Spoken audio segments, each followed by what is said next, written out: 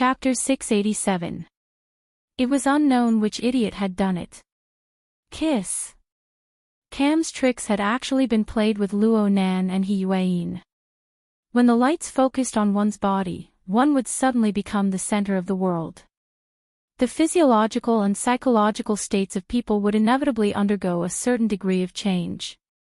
This involved instincts that had been passed down for millions of years. The only difference between people was whether they were more or less used to it. What's more, there were countless people clamoring. They screamed towards the balcony, "Kiss! Kiss! Kiss! Rip! Rip!"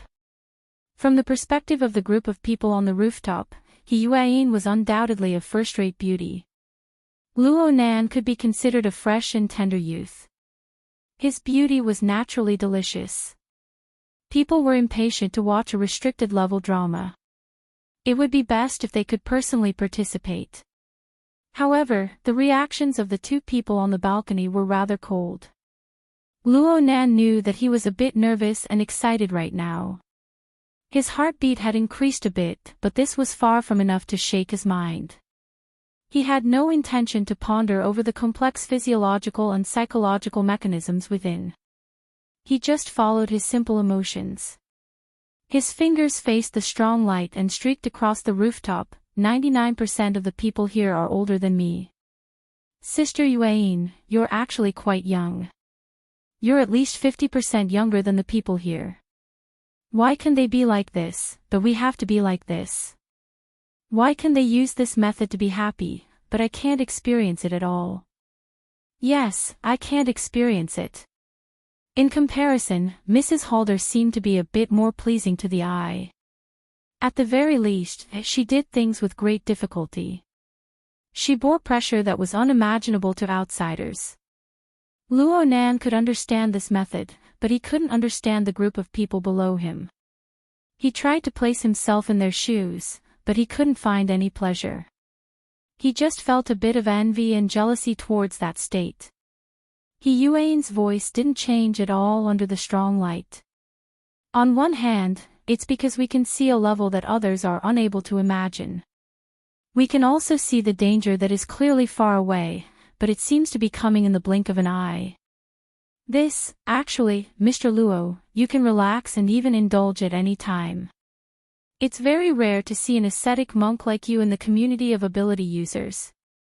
Vision and enjoyment are never contradictory. If you can solve problems by saving minutes and seconds, then a crisis wouldn't be called a crisis. Cough. A crisis or something, on the other hand, perhaps it's guilt.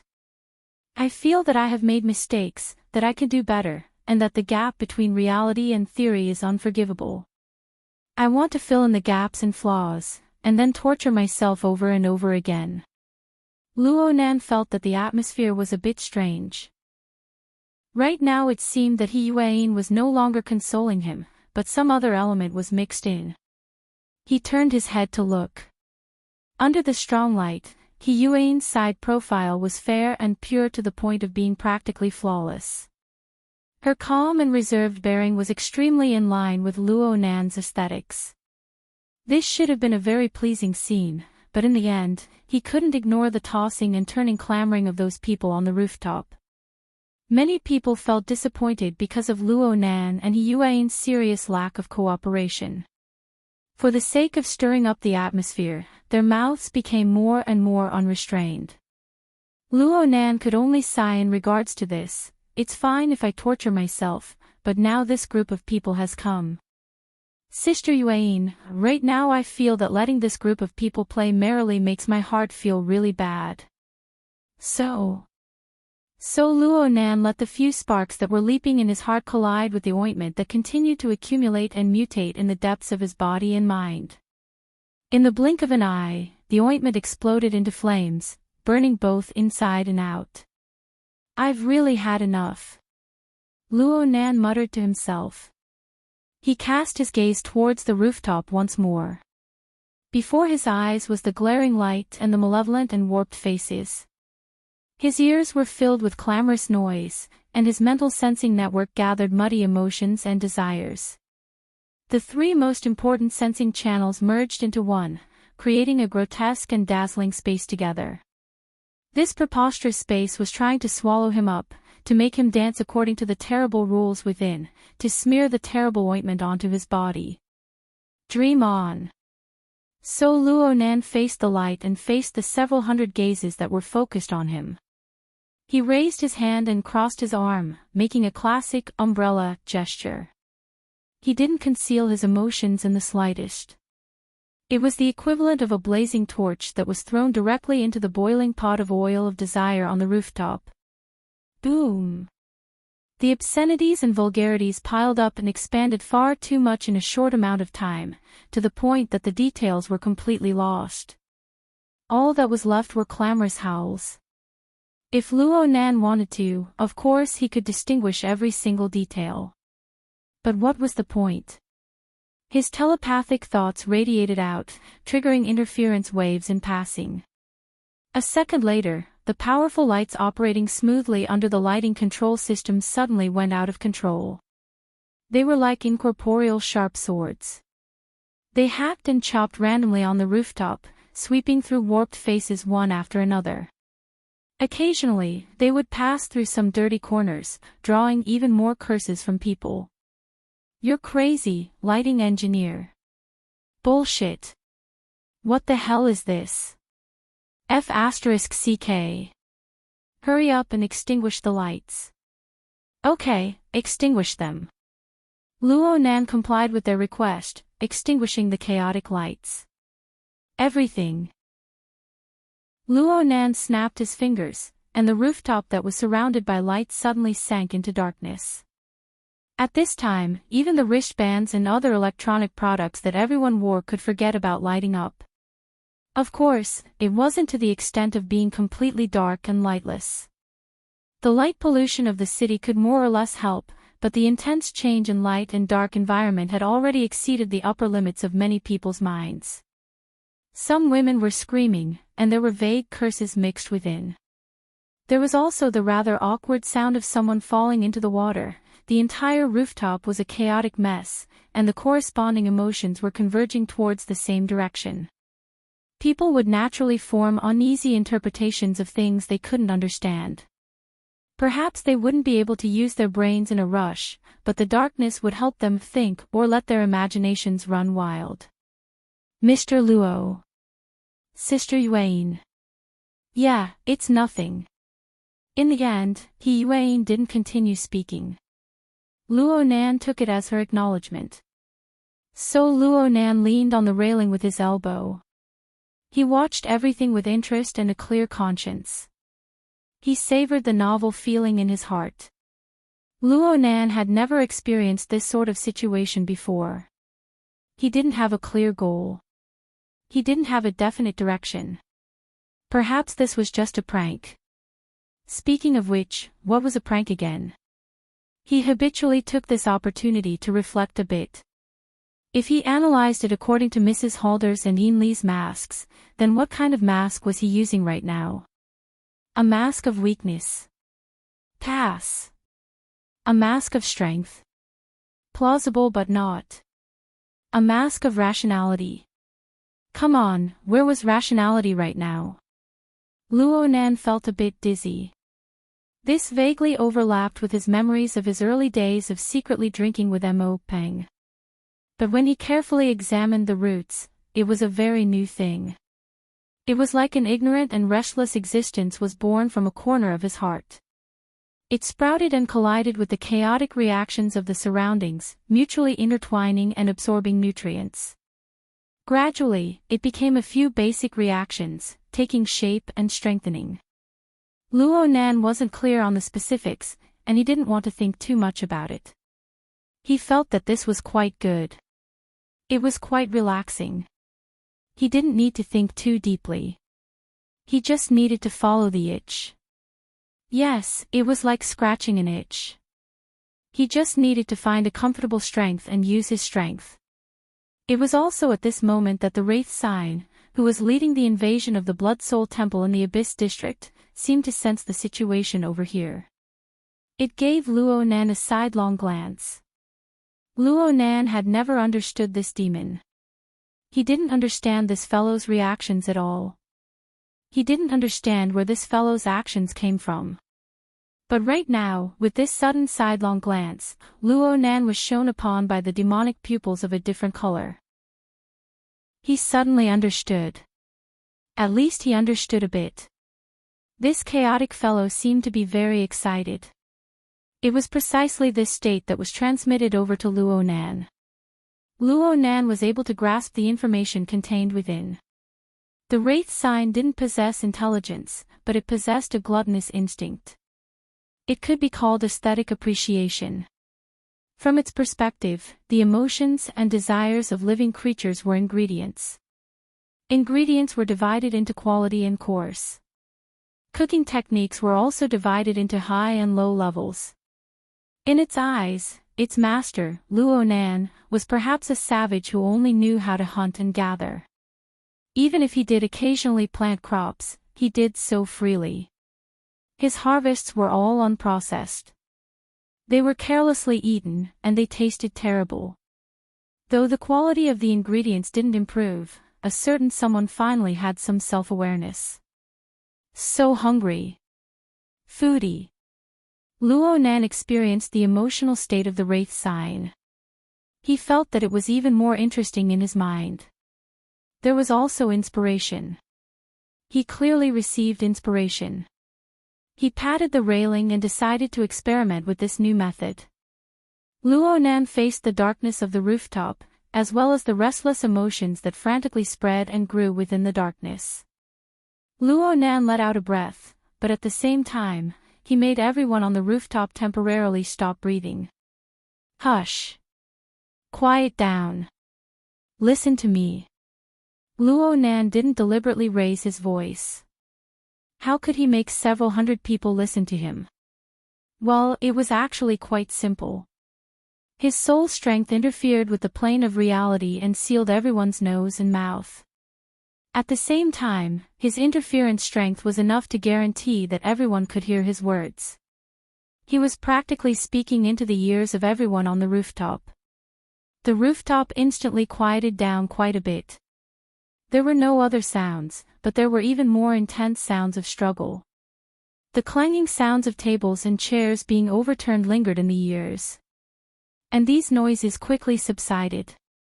All that was left was Luo Nan's voice and will flowing within the darkness. Frankly speaking, you've provoked me. You've made me very unhappy. Of course, being happy isn't something I'm good at. I understand the opposite. Then, as a greeting and also as a form of revenge, I can convey to you the things I'm good at. From now on, I want you to shut your mouths and not breathe. I want you to howl in pain. I want you to beg for forgiveness from fear. Oh, if you think of this darkness in the future, I'll allow you to think of me. My name is Luo Nan. I'm a fellow who doesn't really know how to joke around. He Yuan looked over in a daze from the side. In the back, Chinikuan and Gauda also looked through the glass door. They maintained their stupefied posture. Even further away, there were different people using different methods to watch this preposterous live broadcast. Luo Nan knew all of this clearly, but he didn't care at all. He only paid attention to the countless flames of emotions within the darkness. The turbid flow of the mental plane transformed into a long river of flames that flowed with oil. However, the long river of flames didn't flow outwards. Instead, it formed a whirlpool. Or perhaps it was just the swirling oil in the wok, roaring and roasting within the raging flames.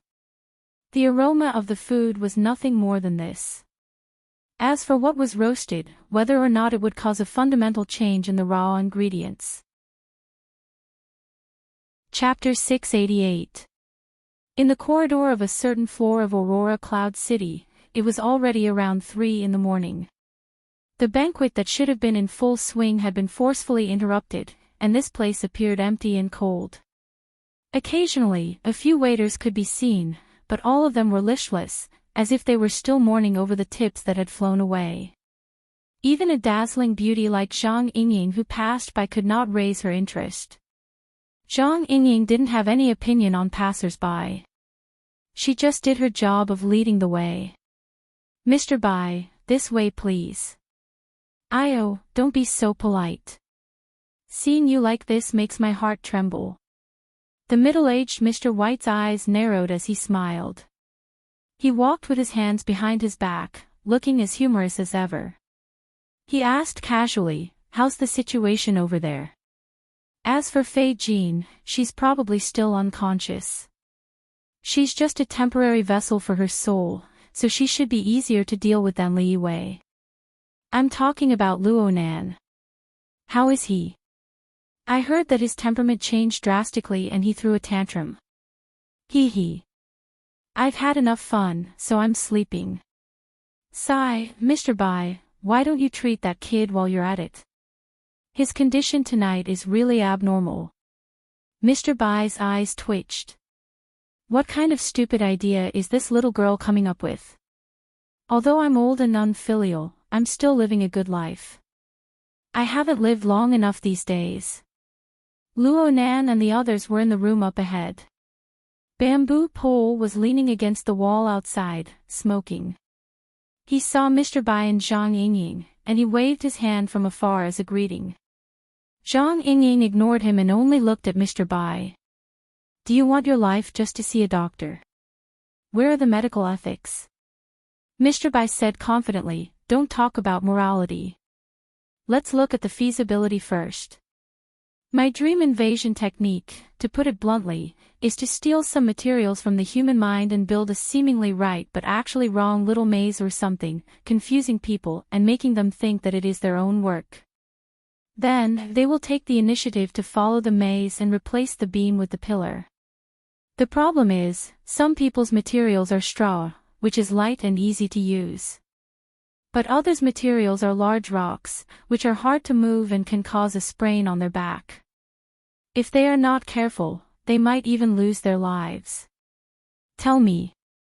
Luo Nan, Boss Luo, and Professor Luo, are they using thatch or boulders? What kind of nonsense is this? That's right, that's the principle. While they were arguing, Bamboo Pole had already put out his cigarette with a smile. He pushed open the door for them and gestured for them to enter. Zhang Yingying took the lead. She had already taken a few steps into the room when she realized that something was wrong. She turned around and saw Mr. Bai standing outside the door. He was looking left and right, his face full of expressions. Hey, what's wrong now? Mr. White coughed twice. Let's negotiate. We can examine the carrier, but can we move it out first? Ha! Inside the room, the two bodyguards, Chinikuan and Gauda, stood in a corner. He Yueyin was operating the virtual work area, giving orders to everyone. Hearing the noise, they all raised their heads. At that moment, Mr. Bai's face turned serious. He poked his head into the room again, and his wrinkles appeared on his old face. It's like this. Don't you feel bored? Really? Zhang Yingying blinked. He Yueyin subconsciously shifted her gaze.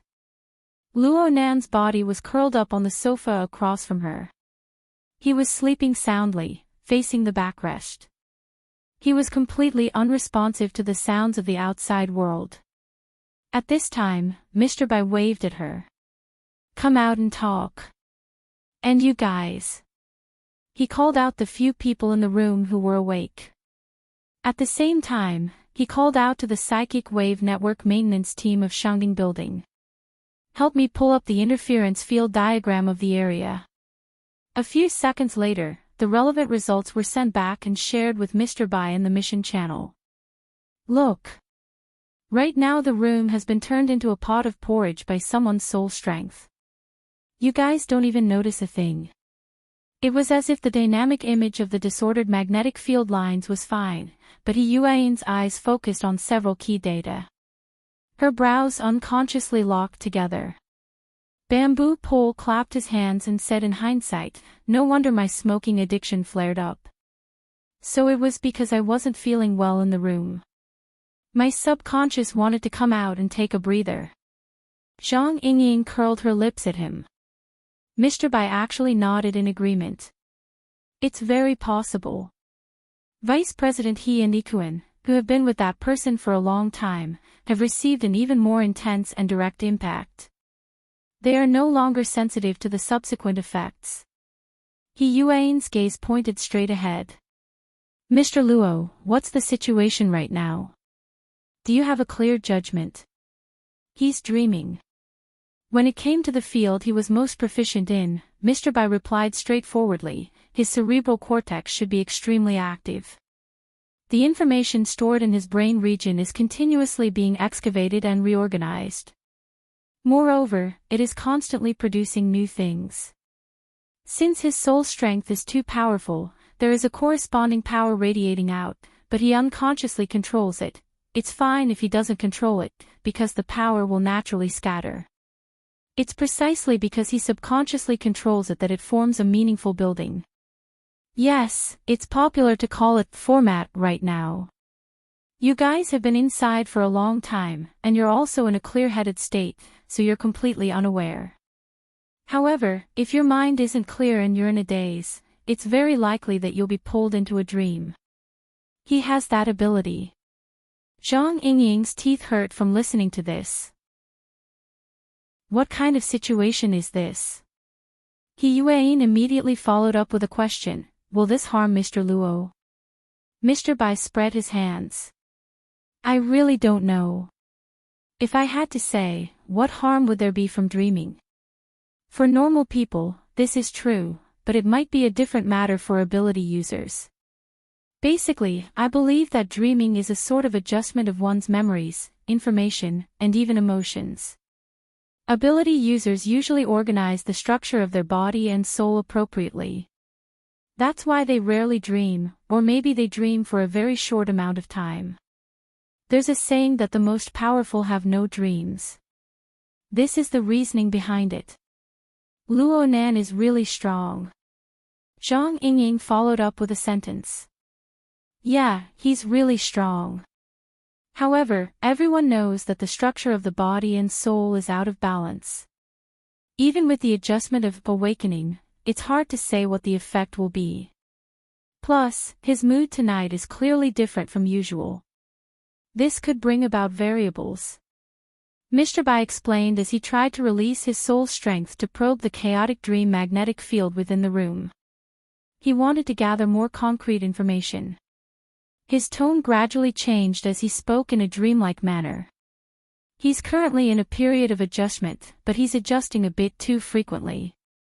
He's endlessly digging and flipping through his memories. Oh, it's like there's a large amount of information continuously stimulating him. This stimulation is very direct, so there are very few logical things, but his nervous system is abnormally excited.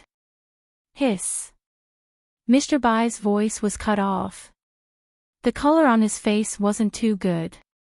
He looked a bit dizzy, like he wanted to vomit but couldn't. He can't go too deep. It's like a whirlpool. Plus, the touch has high temperature and pressure. It might even kill someone. It's weird. This doesn't seem like he's organizing material. It's more like he's stewing in a pot. What kind of toy can be stewed? Mr. Bai was on the mental side, and Bamboo Pole was the only other person here. Zhang Yingying turned her head to look at him. Bamboo Pole spread his hands, expressing his helplessness. He was completely blind to the structure of the dream. After all, every profession had its own specialization. Not everyone could be like Luo Nan, who could adjust the frequency of his soul strength at any time and cut into different planes at any time. Bamboo Pole could only offer a suggestion. How about we be a bit more direct and rough? Just wake him up. I've read some information. Being disturbed during the REM period of a dream won't cause too many negative effects. Mr. Bai was a bit hesitant.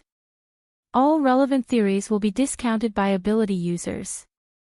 Mr. Luo has a precedent of sleepwalking. He Yuan was referring to the incident with the 2000th miss. Luo Nan was highly nervous.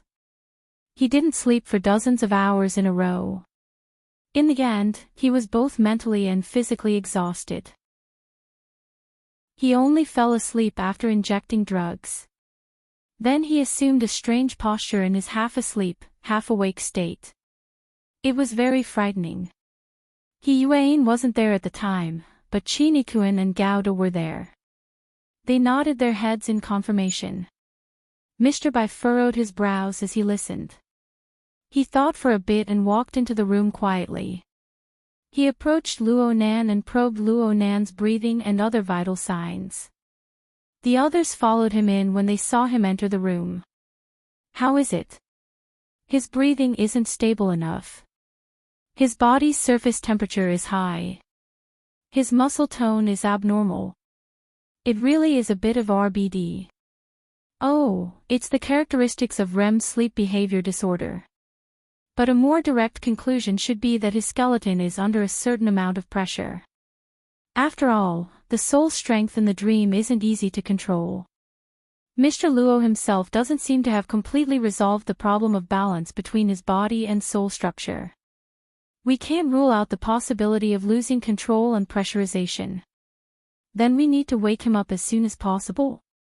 The problem right now is that with his perceptual abilities and his current interference with the surrounding area, he actually hasn't sensed us at all when we surround him and talk. Mr. Bai shook his head with a bitter smile. He could only use the cautiousness of a doctor to make a suggestion: we need to wake him up. But we need to consider the possibility of losing control of his soul strength when the dream collapses. I can try to guide him, but from the current situation, his body's reaction is quite intense. His biological instincts are currently in an active state. The RBD of an ability user really isn't something to be trifled with. We also need to be careful not to let him injure himself. The group of people looked at each other in dismay. They didn't understand much of Mr. Bai's words, but they all understood the meaning of "I'm not sure." At this time, everyone had already completely forgotten about Fei Jin, who was in the bedroom. Who would have thought that the main character wouldn't even get a turn during a routine inspection? Instead, an even more important character would have a problem. Yuan pondered for a long time before finally speaking. Mr. Bai, the problem right now is largely due to the imbalance between the body and soul structure, right? Yes. To be precise, it's the control method that maintains the balance between the body and soul structure. There's a possibility of losing control in the dream. What we need to do right now is to eliminate this possibility. Okay. I'll make a call. Yuan spoke and then walked to the side. She was in the corner of the room, talking to the person on the other end. After the call was connected, she gave a very direct introduction to Luo Nan's situation. Then she began to listen, only occasionally saying a few words. This continued for 5 or 6 minutes before she suddenly shifted her gaze. Mr. Bai. What? It's a problem related to guidance. Can you allow information from the outside world to be poured into Mr. Luo's dream more accurately? Well, what kind of information is it? Chapter 689.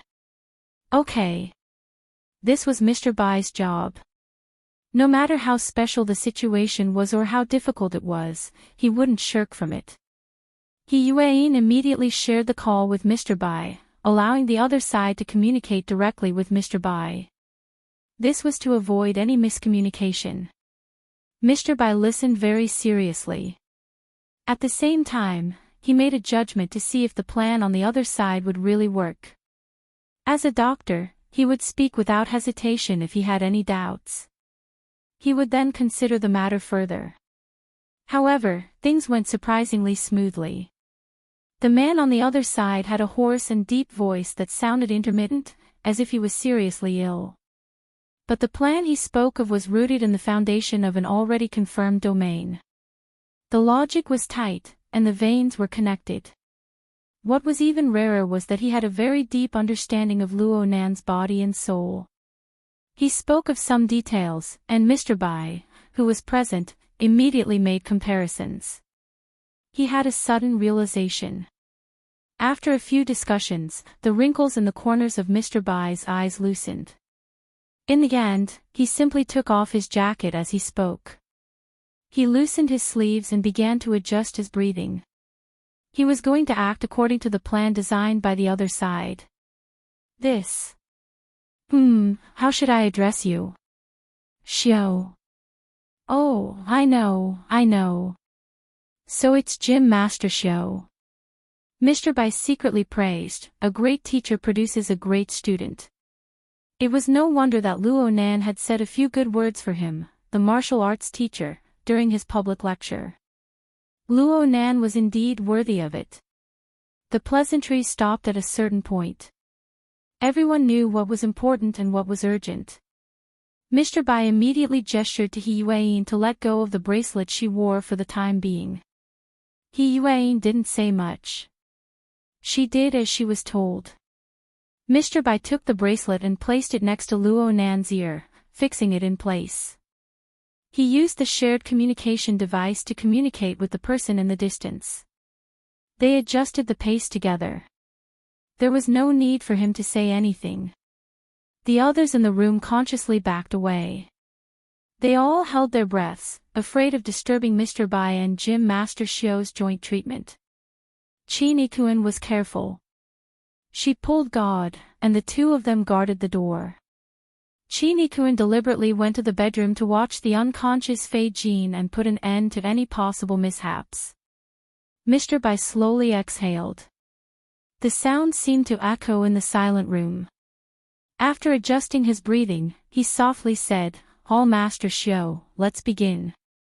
The change did not happen immediately. It was only when Mr. White's voice faded away and the air became still again that a slight vibration appeared. It had a weak effect on the air. Everyone present was an ability user. Their senses were sharp, and they could all hear a wave of low and deep sound coming from the earring. From the sound of it, there seemed to be ups and downs, a rhythm, and a turning point. It felt like there was a clear meaning to it. However, if one tried to identify it carefully, they would not be able to understand the details at all.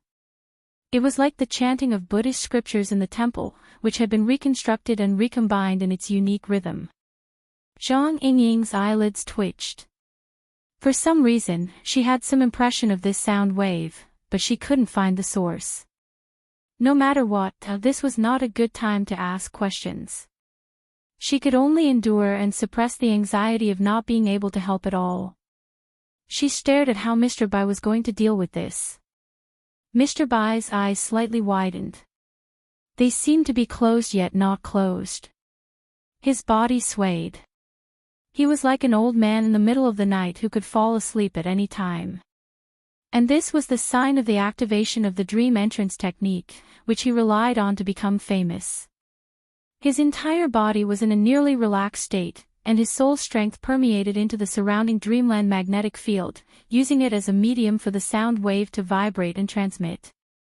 What he needed to do next was to ensure that this sound wave maintained its original nature as much as possible during the process of transmission and reception. He wanted to preserve the original message. And because of this, Mr. Bai was able to understand the basic message transmitted by this sound wave from Xiao Xinyu earlier. It was a set of sentences: "My heart is like a prison, my heart is like a furnace, my heart is like a mirror, my heart is like a country." It was as if Luo Nan was wandering through a long and chaotic gallery. Front, back, left, right, and even above his head and below his feet were piled up with paintings of thick ink and heavy colors. Even if they were paintings, Luo Nan wouldn't be able to find a clear concept to correspond with. The color structure of these paintings clearly destroyed ordinary aesthetic perception. Some were abstract, some were filled with metaphors, and some were the direct expression of emotions. Luo Nan could only understand them this way. In fact, he didn't understand anything at all. He only saw the chaotic structure and colors piled up layer by layer, filling his field of vision. He couldn't sort out a basic logic, but he was also unable to reject the corresponding perception. He could only allow the lowest level of intuition to passively accept all of this. He didn't care whether or not it would cause a misunderstanding. He just wanted to swallow it whole. The problem was that this gallery was really too big, and it didn't give him any sense of direction. There was only an endless pile of paintings. In the end, it was as if someone was forcefully pulling open his eyelids and pouring those dazzling colors into his eyes. At the same time, there was a physical stimulation that seemed to melt into his blood vessels at any time. Every color brought warmth, smell, and taste. And every stimulation required him to make an instinctive and emotional response. These stimuli didn't have any logical connection to speak of. Perhaps the same color, the same structure, but when stuffed in at different times, it would give him a completely different feeling. Luo Nan instinctively felt danger, but before he could understand what danger was, the illogical information had already stuffed all of his reaction pathways. He was completely lost in this place. He was like a drunkard who had been completely drunk. He only wanted to close his eyes, cut off all information from entering his body, and fall into a deep sleep. At this time, there was no use of willpower. There was only the instinct of his body. When he was tired, he would sleep. When he was sleepy, he would sleep. As for whether he would wake up or not after sleeping, how could he know such a complicated matter? He was numb. He was completely numb. Even if the heavens fell and the earth cracked.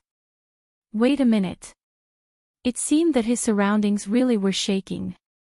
Luo Nan was able to sense it. It wasn't because of how intense the shaking was. Instead, it was because under the stimulation of the inexhaustible and disorderly structure of colors and body sensations, the shaking was so neat and orderly. And it was so familiar.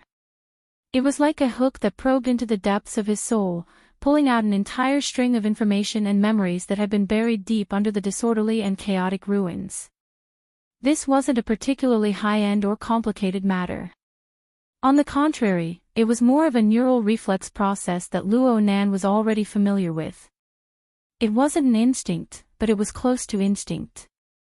Luo Nan just triggered a bit of a bud, and then a whole set of reactions began to operate spontaneously. The chaotic and numb reaction pathways suddenly opened up a vein that was born due to the law. Then it extended all the way down. Sound. Ears. Vibration. Muscles. From this moment on, Luo Nan clearly captured his own inherent organs and even his fuzzy self-perception. It was like a network node that was constantly vibrating, spreading its special frequency layer by layer. From this, Luo Nan sensed a dense neural network. He sensed his blood vessels and tendons. He sensed his bones, flesh, skin, and hair. He sensed his 5 viscera and 6 bowels. In the end, he sensed his entire body. It was like a gear set that had malfunctioned. It struggled amidst the chaos and disorder. There were obstructions. But with the introduction of special vibrations, a habitual rhythm that wasn't instinctive but was close to instinctive took the upper hand once more. Heart, liver, spleen, lungs, and kidneys. Ears, eyes, mouth, nose, and tongue. This was the art of 9 orifices and 6 roots that Luo Nan had been bitterly practicing for the past few months. Under Gym Master Xiu's supervision, Luo Nan had already treated this cultivation method as a natural part of his life. He didn't make any special plans, but walking, sitting, lying down, observing, smelling, and touching were all part of his cultivation. Up to this point, the art of body gear came from sensing his senses, the rotation of his internal organs, and the construction of his body and skeleton. It was meaningless to emphasize the exquisiteness of the art of 9 orifices and 6 roots under these circumstances. However, Luo Nan was able to further strengthen his memories from the gradual formation of this operating mechanism. At the same time, he dug out the foundation of the laws and rules of his life. His consciousness, which was still operating with difficulty, formed a short but clear and correct logic. With the body gear, there should be a corresponding God gear. The body gear and God gear interacted with each other through coupling, forming the rules and order of his body and soul structure. God gear. God gear. The order of soul strength on the mental plane. The clattering sound of chains rang out. There seemed to be someone whispering into Luo Nan's ear amidst the unique rhythm. It was a familiar rhythm. It was a familiar abbreviation. Even if there were some distortions, Luo Nan was still able to analyze the information within. My heart is like a prison. My heart is like a furnace. My heart is like a mirror. My heart is like a country. The 16-word chant that originated from his grandfather took root in Luo Nan's body, soul, and neural network. Then it touched upon the mental plane and soul strength. Luo Nan's body and soul structure were slowly and firmly changed through 5 years of pure and extreme experimentation with drugs on his own body. It wasn't Luo Nan's innate talent, but it clearly showed the most essential rules and order of his existence. He was born as a human. Order was the cornerstone of his existence. It was the most precious thing. When Luo Nan had this realization in his mind, the heavily chained crow emerged from nothingness. It came from the depths of his heart, causing his body's prison format to manifest clearly. It acted internally. The coupling interference of the body gear and God gear returned to stability. A domain of rules was drawn for Luo Nan. It acted externally. The Wraith sign. Luo Nan's willpower and emotions exploded at the same time. Your King rebelling. Right now, Luo Nan was like a fisherman steering a boat on the surface of a hurricane. The body and soul system constructed by the laws was like a small dinghy. It carried him up and down within the boundless and chaotic storm of emotions and desires. He could be annihilated at any time. But even so, he still projected the heavily chained crow. He used the other end to firmly lock that malevolent and incorporeal wraith. He had to get to the bottom of this no matter what. What is this fellow doing in the end? The wraith sign appeared within the boundless elements of chaos. Unexpectedly, the wraith only curled up under the binding of the heavily chained crow. It was dispirited and listless. It didn't show any signs of resistance or backlash. But even so, there was still violent and berserk energy radiating from its body. It forcibly passed through the heavily chained crow that was designed as a one-way channel. It transmitted a terrifying, high temperature that could burn the soul. Chapter 690. Luo Nan had already firmly controlled the wraith sign. The heavily chained crow's control over this demon was no different from any of the previous times. The wraith sign was indeed obedient and obedient. There really wasn't any rebellious situation. The wraith sign was still the wraith sign, but the wave after wave of high temperature was real. Now Luo Nan knew that this was a crazy storm of emotions and desires. Its intensity directly crushed the stone forest and magma lake of the Blood Soul Temple in the Abyss region. It was larger, more restless, more extreme. So Luo Nan compared it to a hurricane wreaking havoc in the ocean. The obvious truth was that this power originated from the wraith sign. It originated from the chaotic and disorderly main body of the wraith sign. It was just that Luo Nan had never understood it. It wasn't something that could be understood. Using reason to touch emotions and desires was basically like a chicken talking to a duck. One would never be able to feel its power. It was just like how the cloud world and the local spacetime were separated by a thin and hazy membrane of spacetime. It was enough to make the billions of people on the planet turn a blind eye to it. The Abyss region and the plane of reality were muddled together in a certain sense, but they coexisted peacefully under the natural mode of the mental and the material. Now Luo Nan personally experienced the burning power of emotions and desires. He knew how to interpret it, and this membrane was pierced through. The power of another dimension was truly transmitted over. The transmission of this power was the unceasingly rising temperature of the heavily chained crow. It posed a more fundamental question to Luo Nan. The heavily chained crow clearly controlled the wraith sign. Why couldn't it control the power within the wraith sign's body? There seemed to be some sort of difference between the wraith sign and the power of the wraith sign. As for where the difference was. Crackle. The high temperature and pressure transmission of the heavily chained crow formed an even more direct stimulation and threat to the structure of Luo Nan's body and soul. Luo Nan himself didn't know how to deal with it, but a certain element within his brain reacted a step ahead. The external neuron, this special creation, suddenly became lively. It continued to radiate bright and splendid electric flames. Right. Speaking of which, the external neuron was attached to the heavily chained crow. It was connected to Luo Nan's self-format. How could the wraith sign's powerful transmission of berserk energy not stimulate it? This was great. It really was a collision between the virtual brain system and the wraith sign system. Ha! Luo Nan suddenly recalled something. His mind temporarily moved away from the wraith sign and entered the virtual brain interface. As expected, the changes in the outside world were timely reflected in this magical visual interface, and the extent of the changes was beyond imagination.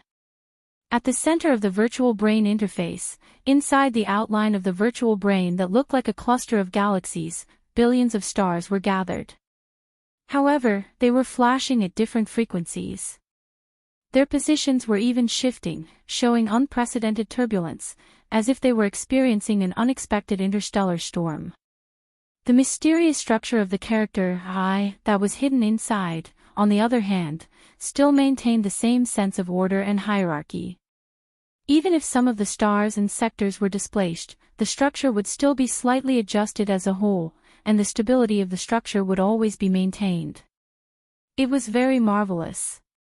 After looking for a long time, Luo Nan vaguely jumped out from the structure of the mysterious I character.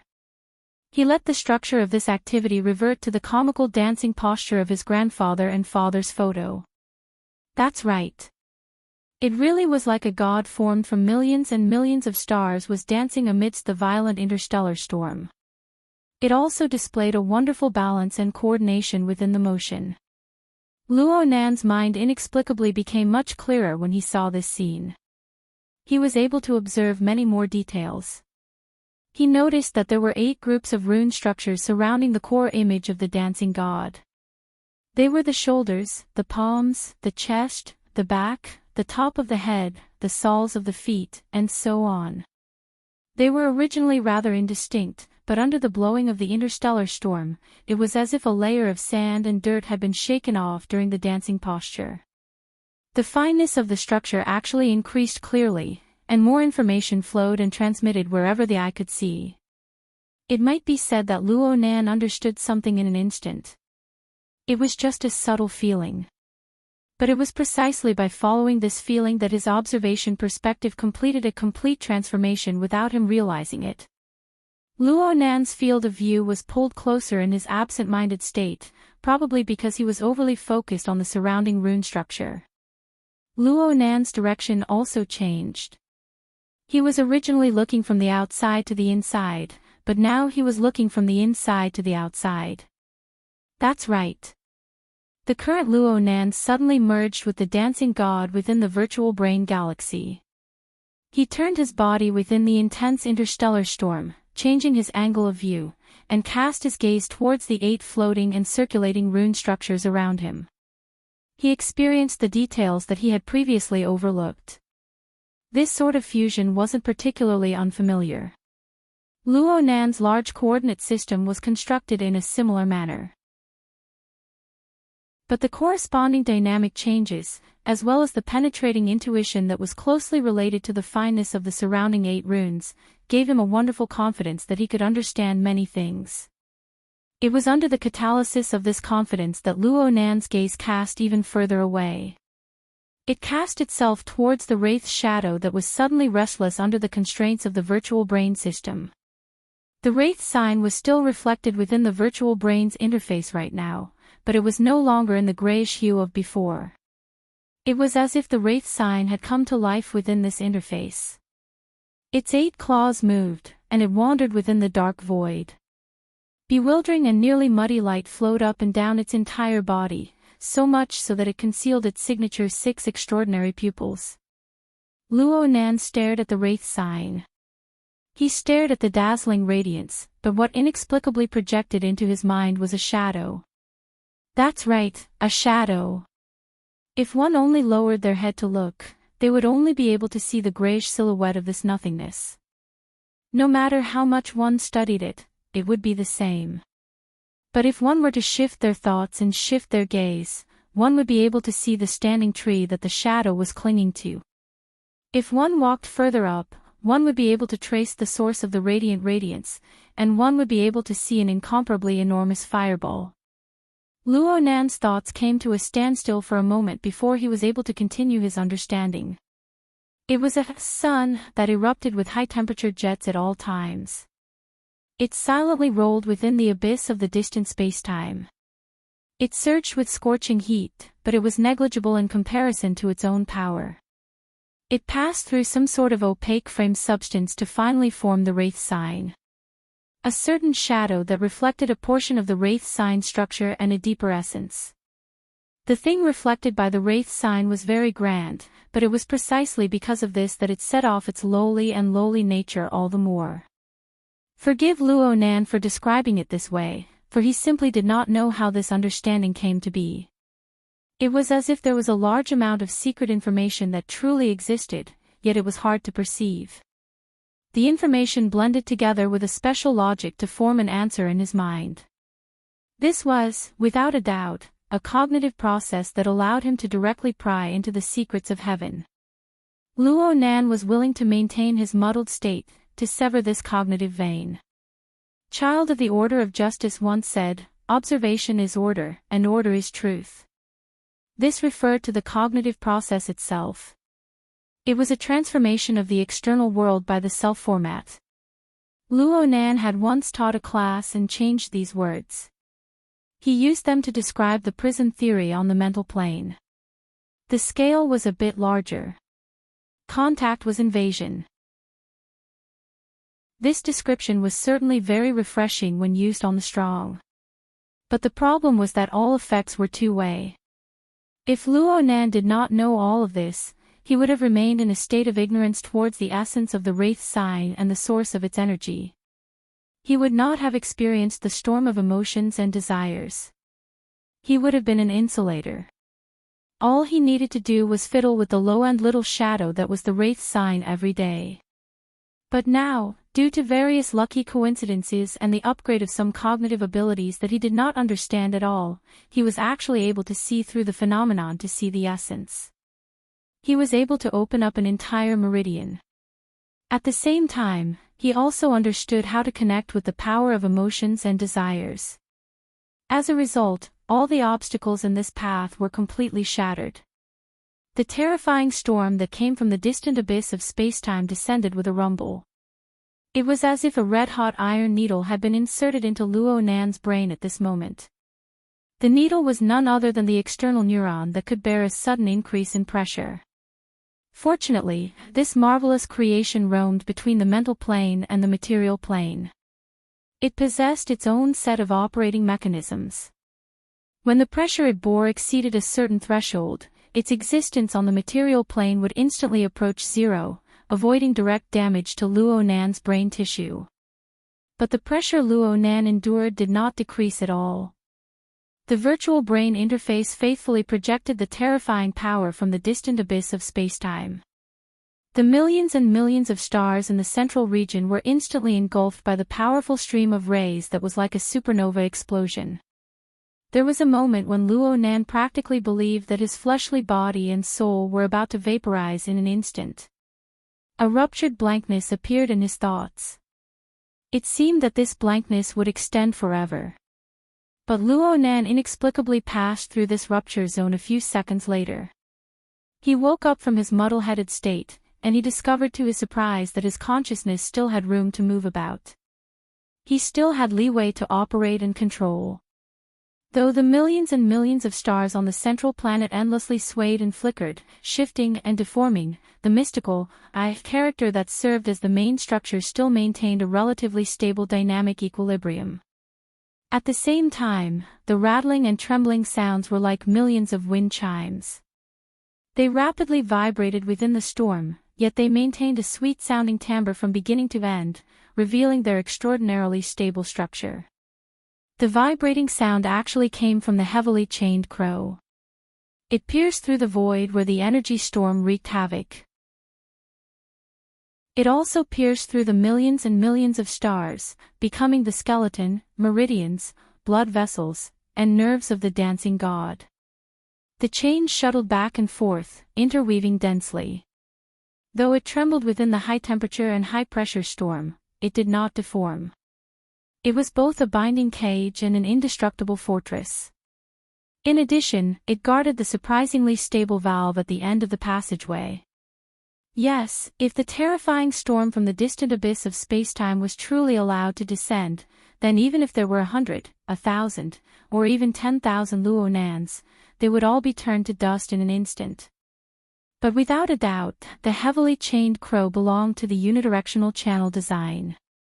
It was constructed from the firm and pure laws, forming a true insulator. It was like a large sluice, firmly blocking the majority of the terrifying storm's impact. It also protected Luonan's core consciousness and fundamental format. Hold on. Since there was such a large sluice, why was there still such a powerful storm leaking out? Luonan could only search for the reason from his own body.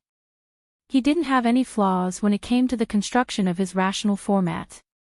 But in another domain, on the level of emotions and desires that he had just experienced, he was completely defenseless. Yes, this was the primer. It was also the gap and the crack. What the heck was this? Luonan didn't know whether or not he should seriously criticize himself. But right now, there was a more acute and direct problem. This terrifying storm that came from the distant abyss of spacetime was endlessly penetrating through the gap and crack in his passageway. It was expanding to an even wider area. If the storm directly reached the plane of reality, how many people in the world would be like him, protected by the insulating fortress valve? Luonan shuddered when he considered the situation. He struggled, wanting to do something, but soon he discovered a phenomenon. This terrifying storm didn't seem to directly reach the plane of reality. Instead, it spread out from an unexpected region. Chapter 691. Mr. Bai compared the interference value of the psychic wave network and repeatedly sized up Luonan's state. In the end, he let out a long breath and took back the wristband from Luonan's ear. He returned it to Hiyuain and made an okay gesture. More or less. I can basically confirm that he has left the REM phase. Although his brain is still active, the order is increasing. He can wake up at any time. His face looks quite red. It should be the remnants of the dream stimulation. It might even be a wet dream. Mr. Bai casually joked. Zhang Yingying curled her lips, but Hiyuain didn't respond at all. She just hung up the wristband. Ha! Mr. Bai actually wanted to communicate with Gym Master Shou, but he didn't expect Hiyuain to just hang up without saying any polite words. At this time, Hiyuain lightly touched her ear. It looked like she was communicating on the psychic wave network. President Ouyang. Everyone in the room raised their eyebrows when they heard the name from her mouth. As for Hiyuain, she nodded slightly toward Mr. Bai after listening to a few more words. She shared the communication with him. Mr. Bai walked away from Luonan's side and paced around the room. Ouyang, what's up? You're currently treating Luonan. Is the situation okay? Yes. It's quite optimistic. He already has clear and distinct consciousness activity. The order of the interference of soul strength has stabilized. What level is his consciousness activity at? The abyssal region. I'm not sure about that. How am I supposed to follow him? How about this, old Bai? If it's possible, wake Luo Nan up as soon as possible. He can accept some negative effects. Ha! Mr. Bai subconsciously turned his head and cast his gaze toward Luo Nan on the sofa. What's the meaning of this? Ouyang Chen's grave voice transmitted over. The branch sent a notice. I think headquarters will send it out soon. There are abnormal movements on the level of the polar domain. According to the reports of many extraordinaries in different regions of the world, their light senses are rapidly increasing. The subsequent effects will likely affect the abyssal region. Therefore, for the sake of safety, all activities in the abyssal region are prohibited for a period of time to avoid risks. Hold on. What's the meaning of this?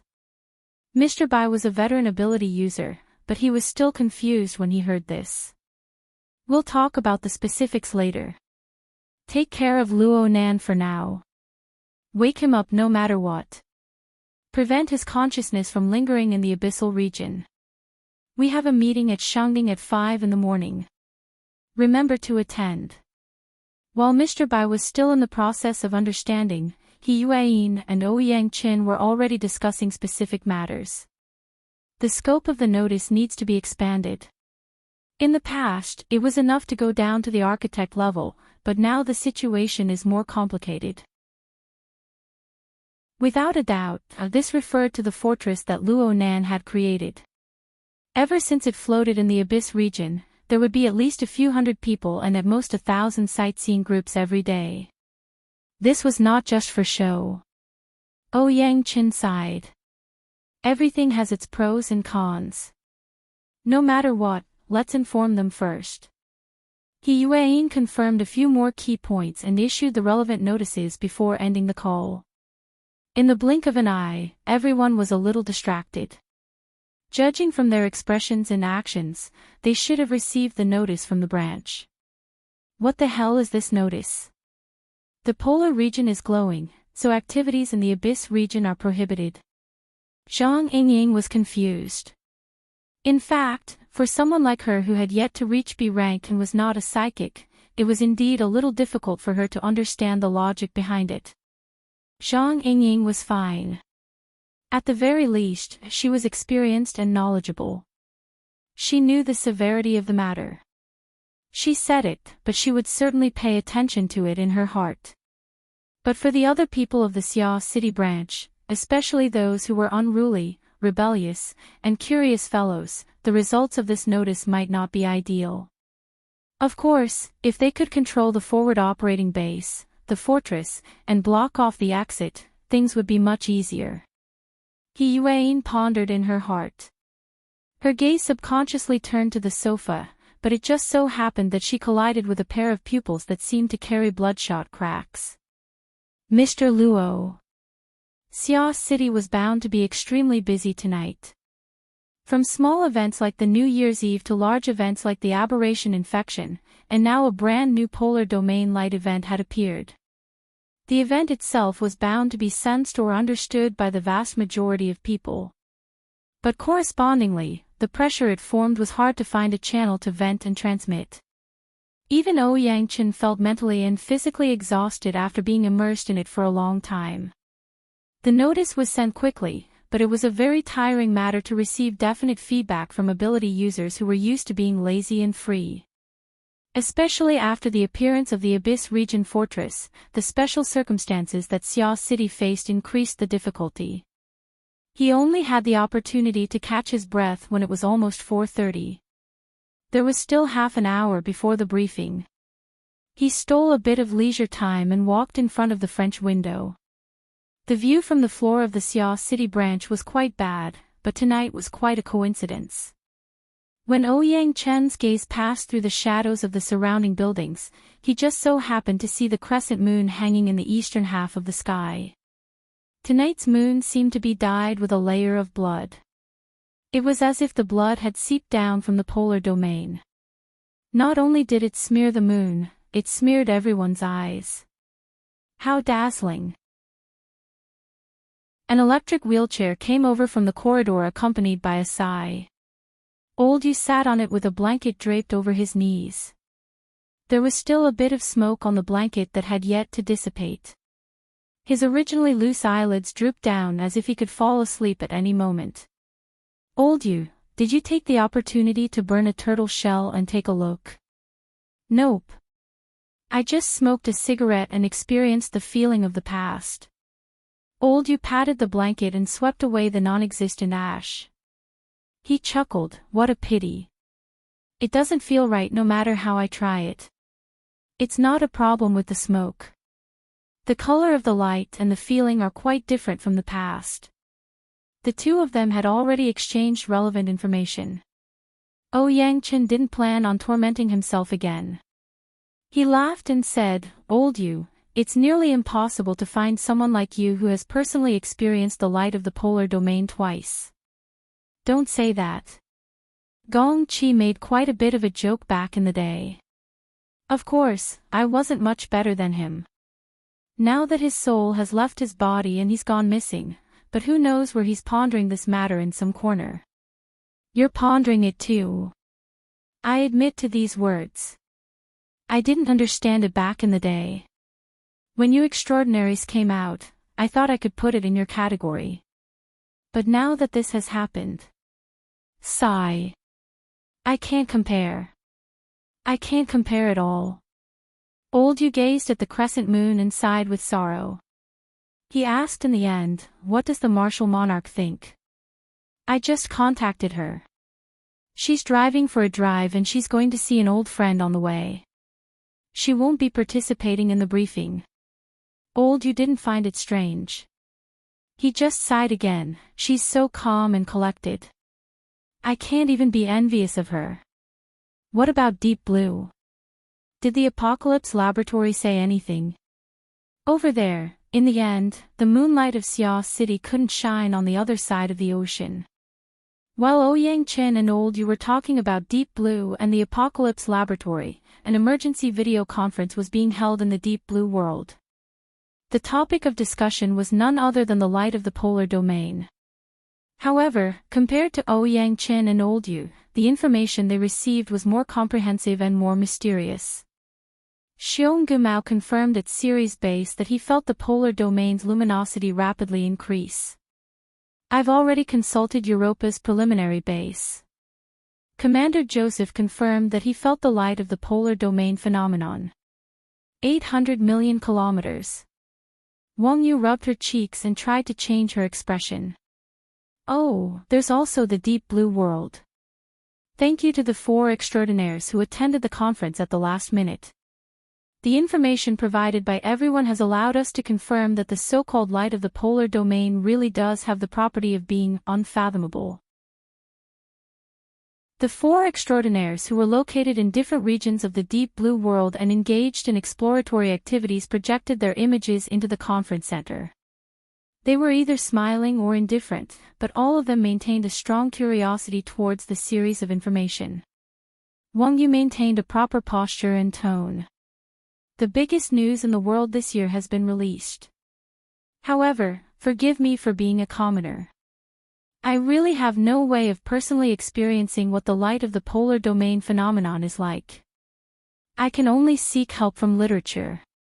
There's only one relevant document that records a similar situation that occurred more than 40 years ago at the beginning of the era of distortion. I've already sent the relevant information to everyone. Everyone can compare it and give your opinion. The 4 extraordinaires who attended the conference were all rather interested in this information. They immediately flipped through it. However, this action didn't last for more than 2 seconds. They practically froze at the same time. Wang Yu's senses were very sharp. He noticed this detail. What's wrong? Someone answered him, it's dark over at the polar domain. The luminosity has weakened. No, it seems like something is covering it. What the hell? Even the person who spoke could not stand this absurd feeling. He wished he could deny it on the spot. Wang Yu, on the other hand, was more rational. His gaze swept across the extraordinaires in succession. Some paid attention to him, some ignored him, but the answers he obtained were more or less the same. In the end, Wang Yu turned to the region of Deep Blue's investors and controllers and locked onto his target. His gaze came into contact with a very young and trendy person. His hair seemed to be dyed a color similar to steel blue, and his skin was so white that it glowed. This combined to form a very strange overall hue, giving his relatively ordinary facial contours a peculiar charm. Professor Li Wei, what's your opinion? I won't express my opinion on matters that I can't accurately understand. Guessing makes one superficial, and describing reveals one's incompetence. Rather than exposing one's shortcomings, it's better to observe. His harsh words attracted the unfriendly gazes of several extraordinaires, but surprisingly, no one flipped the table in anger. As the convener and host of the conference, Wang Yu maintained a good attitude. He calmly smiled and said, "People always have to choose the right from the wrong. Forgive me for saying a few laymen, but light always has a source. Where is the source of the light of the polar domain phenomenon? Can you locate it?" The cover, just now, was the light source blocked. Chapter 692. The briefing conference convened at the Shangding building was about to begin. Most of the architect-level powerhouses in Xia City were present at the conference. The conference had yet to officially begin, but the latest situation in the polar domain had already changed. It was unknown how many people's heads were stuffed with the absurd reality of darkness and light. What had originally been a private conversation between Ouyang Qin and Old Yu had already turned into a large discussion with many people participating. The chatter was endless, and everyone had their own opinions. The discussion only came to an end when He Yueyin and her group rushed back from Aurora Cloud City. Gao Meng was the first to cry out when he saw He Yueyin and the others push open the door and enter. "Hey, where's Boss Luo?" Gao Meng had been happily cooperating with Luo Nan for many days now. In his mind, Luo Nan was a super genius that appeared once in 100 years. Therefore, he wanted to know Luo Nan's opinion on this matter. But He Yueyin and Bamboo Pole were the only ones who came. The most important thing was that Luo Nan was nowhere to be seen. Mr. Bai was also nowhere to be seen. Mr. Luo's grandfather is critically ill. The hospital has already issued a notice of critical illness. He has already rushed over. Mr. Bai is an expert in soul science and related pathology, so he has gone to help as well. Gao Meng went, "Oh my," but he was unable to say anything else. He Yueyin looked around and discovered that people were missing. Her Majesty Empress Wu isn't here. Naturally, Ouyang Qin was the one to explain this. Gao Meng was a straightforward person. He clapped his hands and said, "This is great. The two people who are most likely to have fantastic ideas aren't here. Let's just stare at the information and make blind guesses." The people present were all used to this. They didn't mind hearing this. They just roared with laughter. There were currently a total of 10 people in the conference room, and there were a total of 15 people who were above the architect rank in Xia City. Aside from Her Majesty Empress Wu, Luo Nan, and Mr. Bai, there were also the Horn Demons and Crag Burst who were currently wandering in the wilderness. And so, everyone was present. But when Ouyang Qin saw the ratio of the fleshly side to the mental side in the conference room, he could only agree with Gao Meng's explanation. He spoke in a chatty tone, "I'll explain the matter first. Then everyone can discuss it." Anhai Sanatorium was located in the outskirts of Xia City. It was early in the morning, but there were parts of the emergency center upstairs that were brightly lit. Emergency treatment was being carried out for an elderly patient who was at high risk. At this hour, the recuperation center was spacious and empty. There was almost no one around, and most of the lights were off. There were only a few cars parked in the parking area below the emergency medical center. They belonged to the doctors and staff who were on duty who participated in the emergency treatment. In the meantime, there was a civilian version of the SUV, which also turned off its engine and quietly parked at the edge of the parking area. However, there was another person in the car. He was sitting in the driver's seat, holding a Coke cup in his left hand and a bucket of fried chicken in his right. He was munching away happily. In the meantime, an aircraft flew through the night sky and landed directly on the lawn next to the emergency center. A group of people hurriedly got off and ran into the building. The people in the car didn't even raise their heads, but they knew that it was Luo Yuandao's daughter's family. This high-speed aircraft was transferred through the branch's resources. However, this aircraft came directly from the Nader district, so Luo Nan wasn't on it. He needed to hurry over from the Pingjiang district on the other side of Xia City. Of course, Luo Nan's telepathic thoughts had arrived a long time ago. It was just that his thoughts were projected toward the emergency room. He didn't have the time to care about the cats and dogs in the corner. TCH. I, the one with the surname Jean, have fallen to the level of a cat and dog. Speaking of which, do you know that there's someone playing hide and seek in the emergency room? The driver with the surname Jean cracked a smile, revealing his sharp teeth and crushed bones and flesh. The rumbling of an engine came closer at this time. A flying car flew through the spacious hospital area at a speed of over 300 kilometers per hour. It finally braked and drifted, spinning as it stopped below the emergency center. The car hadn't even come to a complete stop when Luo Nan pushed open the car door and jumped out. He rushed onto the porch in 2 steps. By the time Mr. Bai got out of the car, Luo Nan had fallen nearly 20 meters behind. He saw that he was about to crash into the building, but his wristband vibrated at this time. Luo Nan instinctively assumed that it was his aunt at this time. He immediately connected. "I'm already here." Shui Lei's urgent and resonant voice poured into his ears. "Nanster, the gym master's old injuries have relapsed. He's being sent to the hospital right now. I've consulted with the branch. They recommended sending him to Anhai Sanatorium. They say that it's more convenient to treat him there. I remember that your grandfather is over there. Do you know him better?" Luo Nan stopped in his tracks in shock. Gym master. Luo Nan had just gone through a few rounds of baptism. His brain was a bit lacking for a time. He was stupefied on the spot, unable to come back to his senses for a long time. The windows of the civilian SUV in the parking area were tightly shut, and they were separated by 100 meters. But driver Jin's 5 senses and 6 senses were out of this world. He didn't miss a single bit of the corresponding unforeseen event. He began to chuckle, and his mouth chewed with even more gusto. Yep, he didn't have any evil intentions.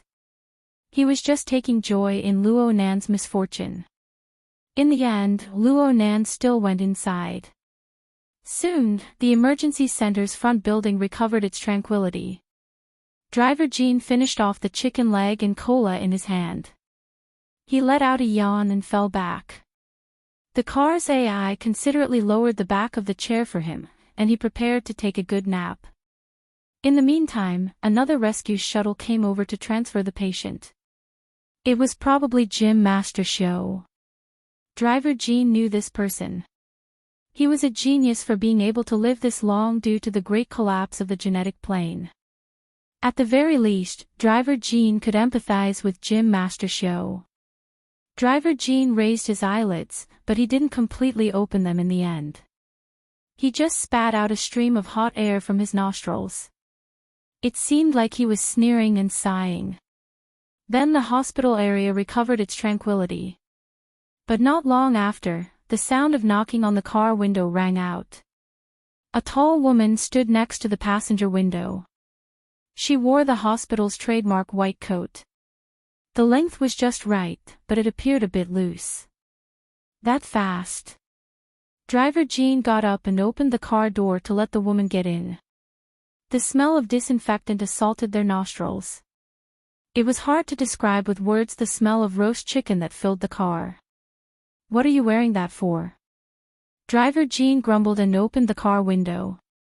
The woman in the passenger seat snapped her fingers. Before the sound faded away, hundreds of millions of related odor molecules were gathered by some mysterious force and expelled from the car. Chauffeur Jean said lazily, "Your Majesty is awesome." Empress Wu didn't even bother to look at him. She just nodded forward, indicating for him to drive. Old Jean immediately started the car. The civilian SUV drew a short arc and drove toward the area where the light and shadows of the street lamps intersected. It quickly passed through the main gate and left the sanatorium behind. On the way, driver Jean couldn't help but feel a bit curious. That old man Luo, after you gave him a breath of immortal qi, he should be able to hold on for another year and a half, right? Not necessarily. If he waves the cloak 2 more times like this, even if a god really descends, he won't be able to be saved. Wu Jiong took off his white coat unhurriedly, hooked a corner of it, and let it out the window. The high-speed airflow blew the white coat up. If one didn't care about the details, it really did look like a cloak fluttering in the wind. "Hey, do you have any sense of civility? I can't care anymore." As he spoke, the white coat was blown away from his fingers and flew into the distance, quickly disappearing into the darkness. "Although it's already tattered and too heavy, I still hope that someone can catch it, and buy us some time." "You're counting on his grandson." "Hee, unreliable. If he jumps like this now, what will happen in the future? If it's that kid, if he's not as unlucky as you, I hope he jumps better and better. Even if he can't be a cloak, he can still be a shield." However, fate is ultimately uncontrollable. It's like a beam of light that escapes. Who knows if it will be annihilated and assimilated in the vast cosmos? Or will it safely arrive tens of thousands of light years away and be captured by someone? Driver Jean curled his lips. "Let's use a woman's intuition to make a judgment." This is terrible. This is really terrible." Sheng Wu closed his eyes, and his brainwaves flowed in an orderly manner. His mechanical arm tapped on the virtual keyboard, and his personal diary and work diary were output at the same time. The content and direction of the 2 paragraphs were different, but they were smooth and natural. There were no signs of simultaneous operation. This was the basic operation of the School of Creation, and it was also the best way to test one's basic abilities. Sheng Wu keenly sensed that, compared to the output of his brainwaves, every action of the mechanical arm would have a delay of about 7/1000ths of a breath. 1 breath was the basic moment, which was 10e plus 44 times the minimum measurable time interval. Sheng Wu would never be able to reach the perceptual precision of the basic moment in his entire life, but for any advanced life form, refining the perceptual precision was a lifelong pursuit. Using breath as the scale was too depraved. Even if it was reduced by 3 orders of magnitude, it would still be unforgivable on the battlefield. General Lone once said. Wait a minute, he was no longer on the battlefield, and he was no longer the single knight who charged at the Outlands, but a retired officer who was sent to the reserves. He was the manager of the Stargate Infrastructure Management Office of U-1337, who had to spend all his time before retirement in this galaxy that even the Outlands were too lazy to visit. A communication came in. This is Xing Wu. Oh, oldie. Okay, bring him here. Soon, his deputy, Yi Shijia, came to his office with the rookie of the management office, Xanti. Xanti was a standard rookie dumbass. This was not a bad comment. Under General Lone's command, he was associated with the element of serious and naive. He was a good piece of steel that could be beaten. The only thing that Sheng Wu hated was the little guy's mental attribute that had gone awry. Director Sheng. Call me sir. Yes, sir. Reserve Corporal Xanti reporting to you.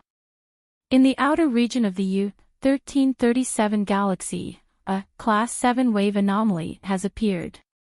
Based on the Praeger effect, I have calculated the approximate relative position and sector.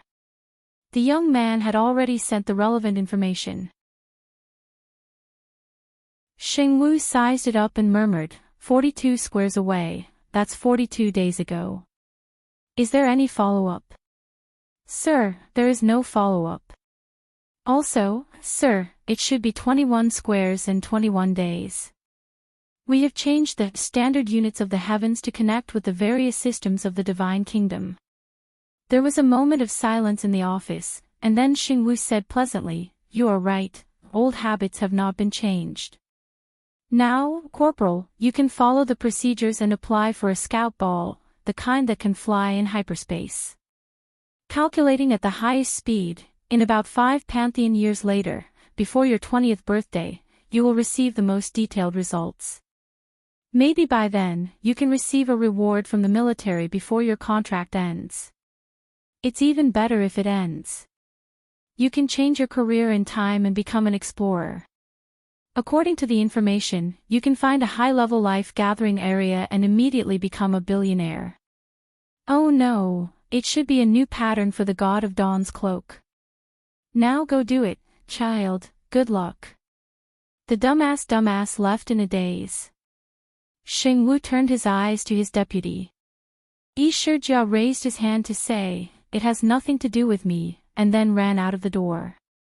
The standard units of the heavens, multiplied by 2 is the standard unit. It seems that the gods in the heavens are really cheap. Xingwu's voice was isolated in the office, but as his deputy, Yi Shijia could guess some of the content. But it had nothing to do with him. After leaving the door, Yi Shijia directly pulled a certain line. The relevant data is in hand. Traveling at high speed through hyperspace to the relevant sector, without a senior lord to oversee, driving the configuration will require a large team of at least 400 people. Recruiting now, we can set off in 4 standard weeks. At most 100 weeks later, we will have a definite result.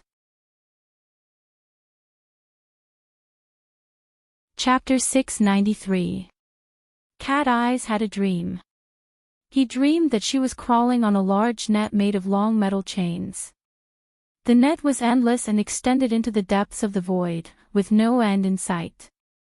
She didn't know where she was crawling, but she knew that there was a blazing sun in the center of the net, constantly radiating astonishing light and heat. The terrifying heat was transmitted through the long metal chain, burning her hands and feet. But it was not enough.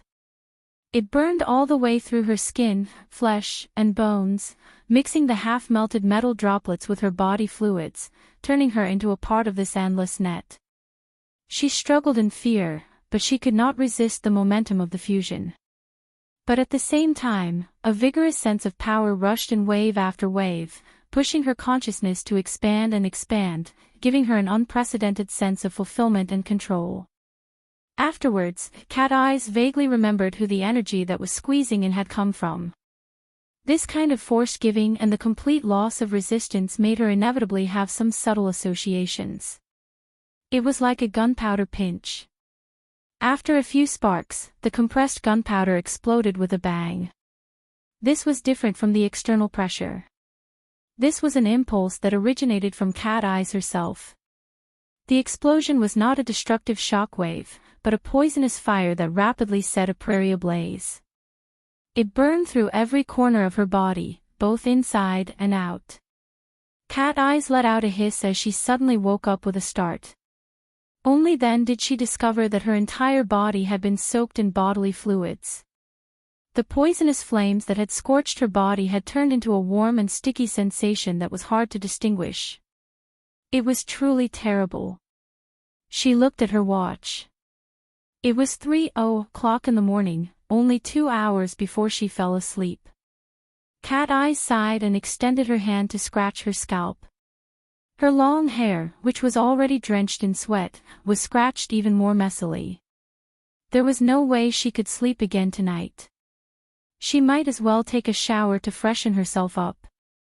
Cat Eyes activated the Hexier while she was bathing. She prepared to send a few messages to relieve her boredom. However, as soon as he opened it, the whooshing sound of information notifications filled the air like locust-like arrows, making him feel as if thousands of arrows were piercing through his heart. The intelligent system of the psychic wave network thoughtfully picked out the common keywords in most of the information for her and categorized them accordingly. Ah, there's a bug in the fortress. Boss Luo, save me. Boss Luo, come out. Take off Boss Luo's bracelet to ensure your safety.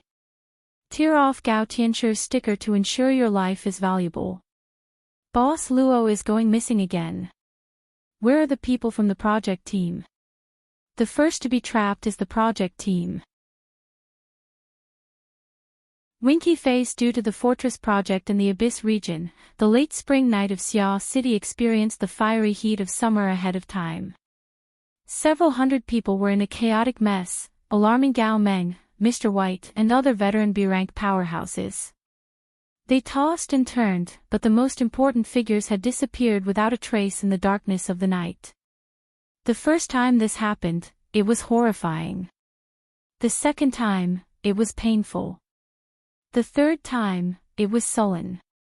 The fourth time, the fifth time, the sixth time, and even the countless times, it was completely numb. Cat Eyes entered the friend group established by Luo Nan.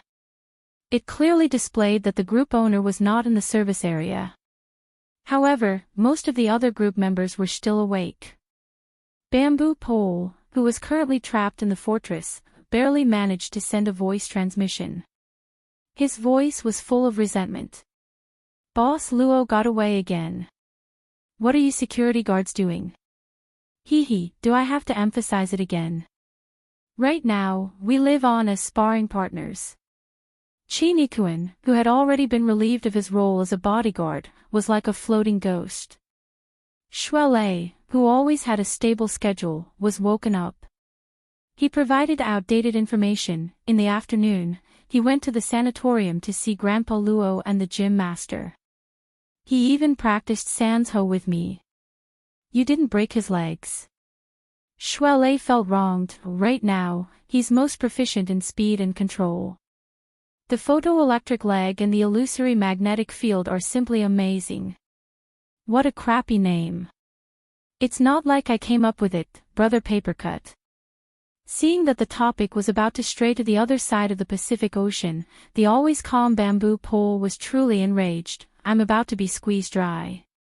Is this the time to discuss Dog's hit names? What happened next? Where did he go next? I asked Brother Red Fox. Nanster trained with Brother Red Fox. Yes, he learned city tracking and anti-tracking techniques with me. We walked to the orphanage in the Forest Wall district on foot. We practiced midway, then I went back. Dean Wan. Oh, he's not in the group. Where's Dean Wan's eldest disciple? Little Xia. There's no need to ask. Last night, Luo Nan spent the night at Gear. He's been like this every day. Rue Wen even went to deliver food. Cat Eyes found an opportunity to cut into the conversation and provided the most valuable information. However, this was tantamount to selling Luo Nan out. Zhang Yingying sent a raging emoji. Then why can't I find him every time? Hee. This was because he would jump several thousand kilometers away. He was quite willful. Zhang Yingying was unable to obtain a satisfactory answer from Cat Eyes. She turned around and shouted at Red Fox, to think that you call yourself Fox.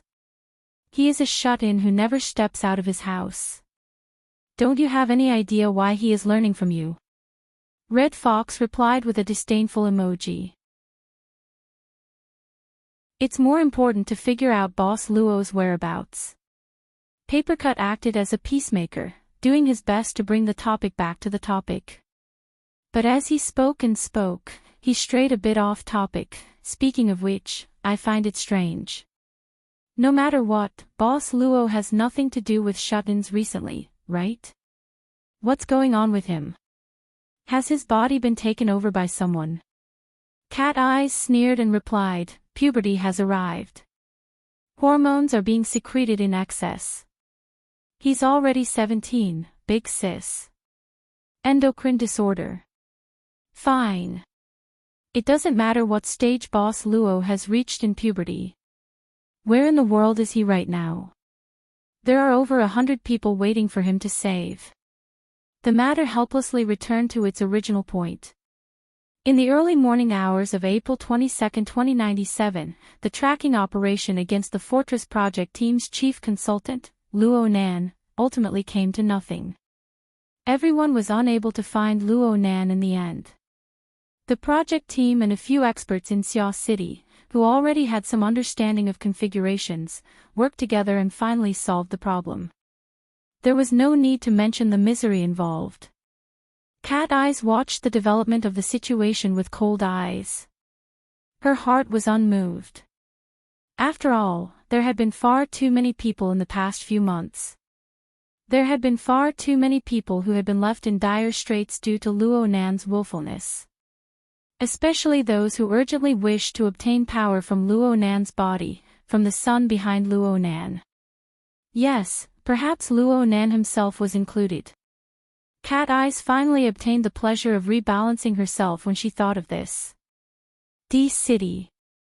It was 4 hours earlier than Xia City. It was already early morning. D City was in the southern hemisphere. It was currently autumn and winter, so the seaside was cold and gloomy. There was a rocky beach near the seaside that was rarely visited by tourists. Yinla stood on this rare piece of flat ground. She faced the sea and felt the strong sea breeze blowing against her face. She felt as though she was standing in front of a blast furnace that was burning steel. The air current that assaulted her face could carry high-temperature flames at any time. Common sense and reality. Simple sensations and complex high-level senses entangled with each other. They slowly mutated her perception, allowing her to gradually get used to this special environment until she became accustomed to it. She closed her eyes and the burning Blood Soul Temple appeared before her eyes. The solidified configuration of the Abyss region seemed to be very close to her. It could burn off her eyebrows and destroy her face at any time. Every stream of lava that flowed on it contained a high-temperature energy that was 10 times higher than before. The Blood Soul Temple of the Abyss region originally didn't have any substantial temperature to speak of. What it gathered was just the extremely paranoid emotions and thoughts of the believers. After going through a series of operations, they became a medicinal primer that mobilized the boundless energy of the Abyss region. But after going through a period of adjustment, these emotions converged into the stone forest and the lava lake to circulate and circulate. They were clearly bestowed with the direct killing power of burning the soul and flesh. This forced the higher-ups of the order to be more cautious than ever when they mobilized the relevant medicinal primer. Otherwise, they might suffer a backlash. Of course, once the transfer was successful, the impact of the Abyss region storm would explosively increase. For months after New Year's Day, the Blood Flame Order had washed away its previous decline and quickly established a foothold in D City. This was largely due to this.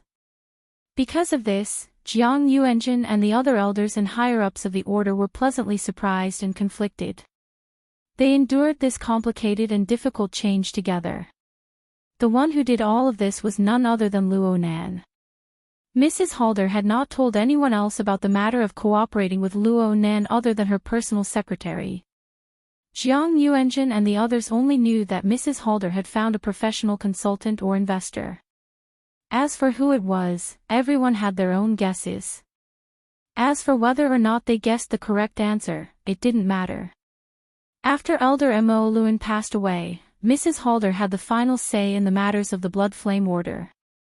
Even without Mrs. Halder's opinion, Luo Nan's flourishing career in D City over the past 4 months, as well as the more fundamental awakening of 16 devout believers and fanatical believers, had the persuasive power to sweep away everything. Every time Yinla thought of this series of changes, she thought of the young man who had created this miracle with his own hands. She thought of his superb and immeasurable methods, and her heart felt heavy. It couldn't be considered a good feeling, but it was just like how her senses had already mutated. After a long time, all she had obtained were progress and benefits. It was hard to avoid her feelings becoming blurry. It was like being choked by someone, experiencing the thrill of suffocation. When her thoughts and emotions reached this point, Yinlu suddenly became absent-minded. She took a deep breath of the sea breeze, unable to differentiate between hot and cold. It was also at this time that the undulating waves of the distant sea seemed to be patronized by the magma at the bottom of the sea. A large expanse of seawater suddenly boiled. Bubbles swelled and burst, rising and falling in succession. There was even a gurgling sound coming from that direction. Yinlu hurriedly collected her thoughts when she saw this abnormal situation. She picked up the special fireproof towel she had prepared to the side and moved forward. The waves of the sea pushed toward the shore one after another. The boiling region drew closer, leaving behind special traces of whirlpools on the surface of the sea. The light on the surface of the sea wasn't too bright in the early morning. She couldn't see the bottom of the sea with her naked eye.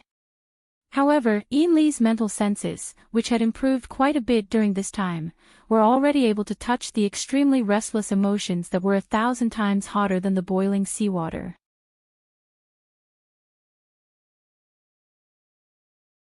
Chapter 694. The one struggling in the water was Madame Holder. At this moment, the blood flame order's Lord Ablatum was no longer as calm as usual. She looked more like she was drowning. Her hands and feet twitched, and she curled up and rolled. The bubbles that came out of her mouth and nose indicated that a large amount of seawater had entered her lungs. It was as if her life could be taken at any time. The surrounding seawater was boiling. Affected by the high temperature of Lady Holder's body, the seawater was constantly changing its form, going back and forth between liquid and gas. But at the same time, there was a coldness that never changed. It was like a prison, like a torture device. It constantly surrounded Mrs. Holder, lashing and torturing her, challenging her physical and psychological limits. In the depths of the ocean, Yinlu seemed to be able to see the silhouette of a youth directing and controlling the current situation, changing it in the direction that he wished. Yinlu didn't dare to take another look, nor did she dare to interfere. She could only stand stiffly by the shore. About 5 minutes later, the rising tide pushed the rising and falling bubbles, and also pushed a naked body to the shore. Purely from a visual point of view, this woman's body was mature, fit, and well-rounded. However, the most eye-catching thing was not her figure, but the heat radiating from her body, which seemed to be able to burn and distort the air. However, her skin was strangely pale, without the slightest hint of blood. "Madam." Yinlu stepped on the seawater and ran forward. She draped a long scarf over the exhausted Mrs. Holder to cover her. Mrs. Holder was still in a daze. She lifted her eyelids and saw that it was Yinlu, but she didn't say anything. She curled up under the fireproof towel, her body still twitching. After another minute, her body gradually calmed down, and she recovered a bit of her strength. The first thing she said was, "Mr. Luo, what do you think?" On the shoreline, part of the seawater that was pushed up by Lady Holder was still close to the boiling point. The corresponding water, light and steam, under the influence of an invisible force, spiraled up and down. In the time of 2 or 3 breaths, a blurry human figure was formed.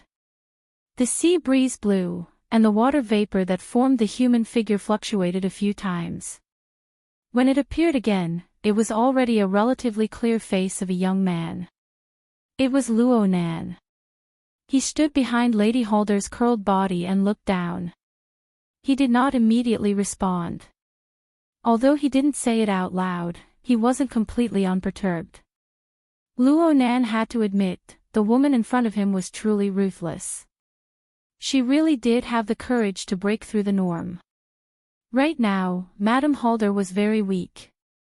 She lay paralyzed on the rough rocky beach, practically motionless. Beneath the fireproof towel, cold sweat seeped out of her body before being dried by the high temperature. In such a physical condition, if it was a normal person, they would have died 800 times already. Only the body and soul structure of an ability user could withstand it. Even though she was in an incomparably sorry state, Madame Halder was in a completely different state of mind. In the depths of the lava lake and the stone forest of the Blood Soul Temple in the Abyss District, boiling emotions and desires accumulated layer by layer, and even provoked the restless heat from the deep space of the polar domain, forming a destructive and extreme environment. The so-called lava was no longer enough to describe it. It was more like the core of a planet, always maintaining a high-temperature and high-pressure environment. For Yin Lu and the other higher-ups of the Blood Flame Order, this was a forbidden ground that they couldn't step into. Otherwise, they would only die. However, in this forbidden zone of death, a bright light that was different from other emotions and desires was swimming in the chaotic and restless flames in an extremely intelligent manner. Every time there was a twist and a tremor, it revealed its ability to the fullest. It cut off all interference, and it absolutely wouldn't converge with external objects. Such an intense contrast gave one a marvelous feeling. Every time the muddle-headed wraith sign saw this bright light, it would reveal its greedy gluttonous nature. If Luo Nan hadn't restrained it, it would have long since charged over and gobbled it up. Perhaps it was due to the wraith sign's influence. Luo Nan had seen it many times, and he felt that it had its own flavor. Naturally, Luo Nan felt a sense of respect for Madame Halder, who was able to nurture it, create it, and polish it. At the same time, he felt an intense interest and curiosity. Luo Nan still didn't speak. He raised his arm and used this temporarily constructed hand of water vapor to touch the nape of Madame Halder's neck. This area was still exposed to the air. It looked pale and exquisite, but it contained a high temperature. Even Yin-La didn't dare to touch it directly. Luo Nan's half-incorporeal hand made contact, and a hissing sound rang out. The front part of the hand turned blurry and turned into steam. Then it was restrained by an incorporeal force, maintaining its approximate structure. It only conducted heat backward, and soon Luo Nan's body of water vapor began to evaporate. The undulating waves beneath Luo Nan's feet displayed its ability to conduct heat, and new seawater swirled up to replenish the heat. Not only did this temporarily constructed body not suffer any damage, the details became clearer and more discernible. Madame Halder and Yin-La witnessed all of this. Yin-La felt that Luo Nan's methods were brilliant, like magic, but Madame Halder saw many more things. From the configuration system that Luo Nan strongly promoted, she could see that this was a complex and vivid set of modules. It was constructed from different modules such as shaping, conducting heat, and so on. And under Luo Nan's will, fine adjustments could be made at any time. External resources and internal logic blended into one, forming a true and visible power. This was true control power. It was a high-end, highly efficient, and highly difficult method. Luo Nan could sense it from her body. Madame Halder closed her eyes. It really did feel like someone was touching the nape of her neck with a slightly cold finger. The two bodies made contact, bringing forth a numbing itch, a slight pain, and other complex and subtle sensations. She didn't mind this, just like how she didn't mind exposing her body in front of the opposite sex. But she wouldn't act as if she didn't care. She just maintained her natural posture under Luo Nan's touch, and she pondered the most crucial question. Several seconds later, she asked once more, "Is there something wrong?"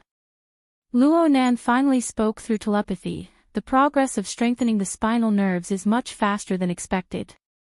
It's much stronger than I was back in the day. This is all thanks to the key to the container of formatting theory provided by Mr. Luo. It's not that bad. The Blood Flame Order's body refinement technique is quite exquisite. Only by combining the two can there be this sort of effect. But even so, the strength of your fleshly body is still disproportionate when compared to a sharp blade that has been tempered 100 times. It's useless to have the dragon slaughtering blade slash yourself first when you draw it. There's no need for a direct attack. Just the residual energy that overflows and circulates is already extremely effective with a bit of control. Control. Is that the goal you're pursuing? Madame Halder's eyes remained closed. She felt the pain of her muscles twisting and tearing in every part of her body. She smiled without saying a word. Luo Nan's temporarily condensed finger streaked across her back. The permeating water vapor became a medium for his mental senses, allowing him to probe deeper into the details of her body. But at the same time, most of his energy was placed on the lava lake in the stone forest of the Blood Soul Temple in the Abyss district. This was because that was the essence of Madame Halder's goal. Ever since the early hours of the morning of New Year's Day, Luo Nan had already confirmed that Mrs. Halder was the first oblatum of the Blood Flame Order. She was the central axis that operated the entire Blood Soul Temple system. However, what this woman pursued was never control over the system. The Blood Soul Temple in the Abyss district was nothing more than a tool to her. More accurately speaking, it was nothing more than a furnace. The extreme emotions poured in by her believers were the fuel for the furnace's flames. She continued to burn and grind, tempering it into a bright light. It did not belong to any system. It was a unique creation that belonged only to her. Because of this, she remained indifferent when Luo Nan continued to throw pressure and negative emotions at her. Even when the sun will behind the Wraith sign passed through the polar domain and Luo Nan to smash a terrifying extreme power into the Blood Soul Temple in the Abyss district, turning it into a forbidden zone of death. In essence, Madame Halder was deprived of control over the system of the Blood Soul Temple. She remained calm and composed. All of this, from Madame Halder's perspective, was a furnace fire. They were all accelerants. Only she herself was a valuable material. This woman was very crazy, and she was even more interesting. There was just one thing that Luo Nan didn't understand. The grinded blade is a level higher than the user. This kind of technique. You're saying that this originated from the heart-searing blade issued by Her Majesty Empress Wu. It doesn't look like it no matter how I look at it. I'm afraid there aren't many people in this world who are equally proficient in the dripping sword, Mr. Luo. That's true. Luo Nan openly admitted. In any case, this core is quite high level. I'll study it a bit more later. Luo Nan withdrew his hand. Today's homework was more or less over. Madame Halder sat up with her arms propped up. She focused on regulating her energy, and only now did Yinlu have the chance to speak. Aside from serving Madame Halder, she had another mission. Mr. Luo, we've already discovered the information you provided. We've locked onto the most likely areas. Please take a look. The work area displayed a satellite image of another major maritime metropolis in the East Asian region, Banyan City. 3 special areas had already been marked out. Right now, all of them appeared dark red, completely different from the other areas. Although the Order's influence in Banyan City isn't that great, Snake Tongue has always been independent. She doesn't have many old friends. It will be very difficult for her to transfer her soul to a second body. As long as we lock onto the location, we will be halfway to success. Today, I will rush to Banyan City to ensure that nothing goes wrong. Oh, that's fine. Madame Halder opened her eyes at this time. Snake Tongue is an experienced architect of the mental side. She is also world famous for her curse techniques. All sorts of traps and ambushes can't be underestimated. We need to be prepared to lose personnel.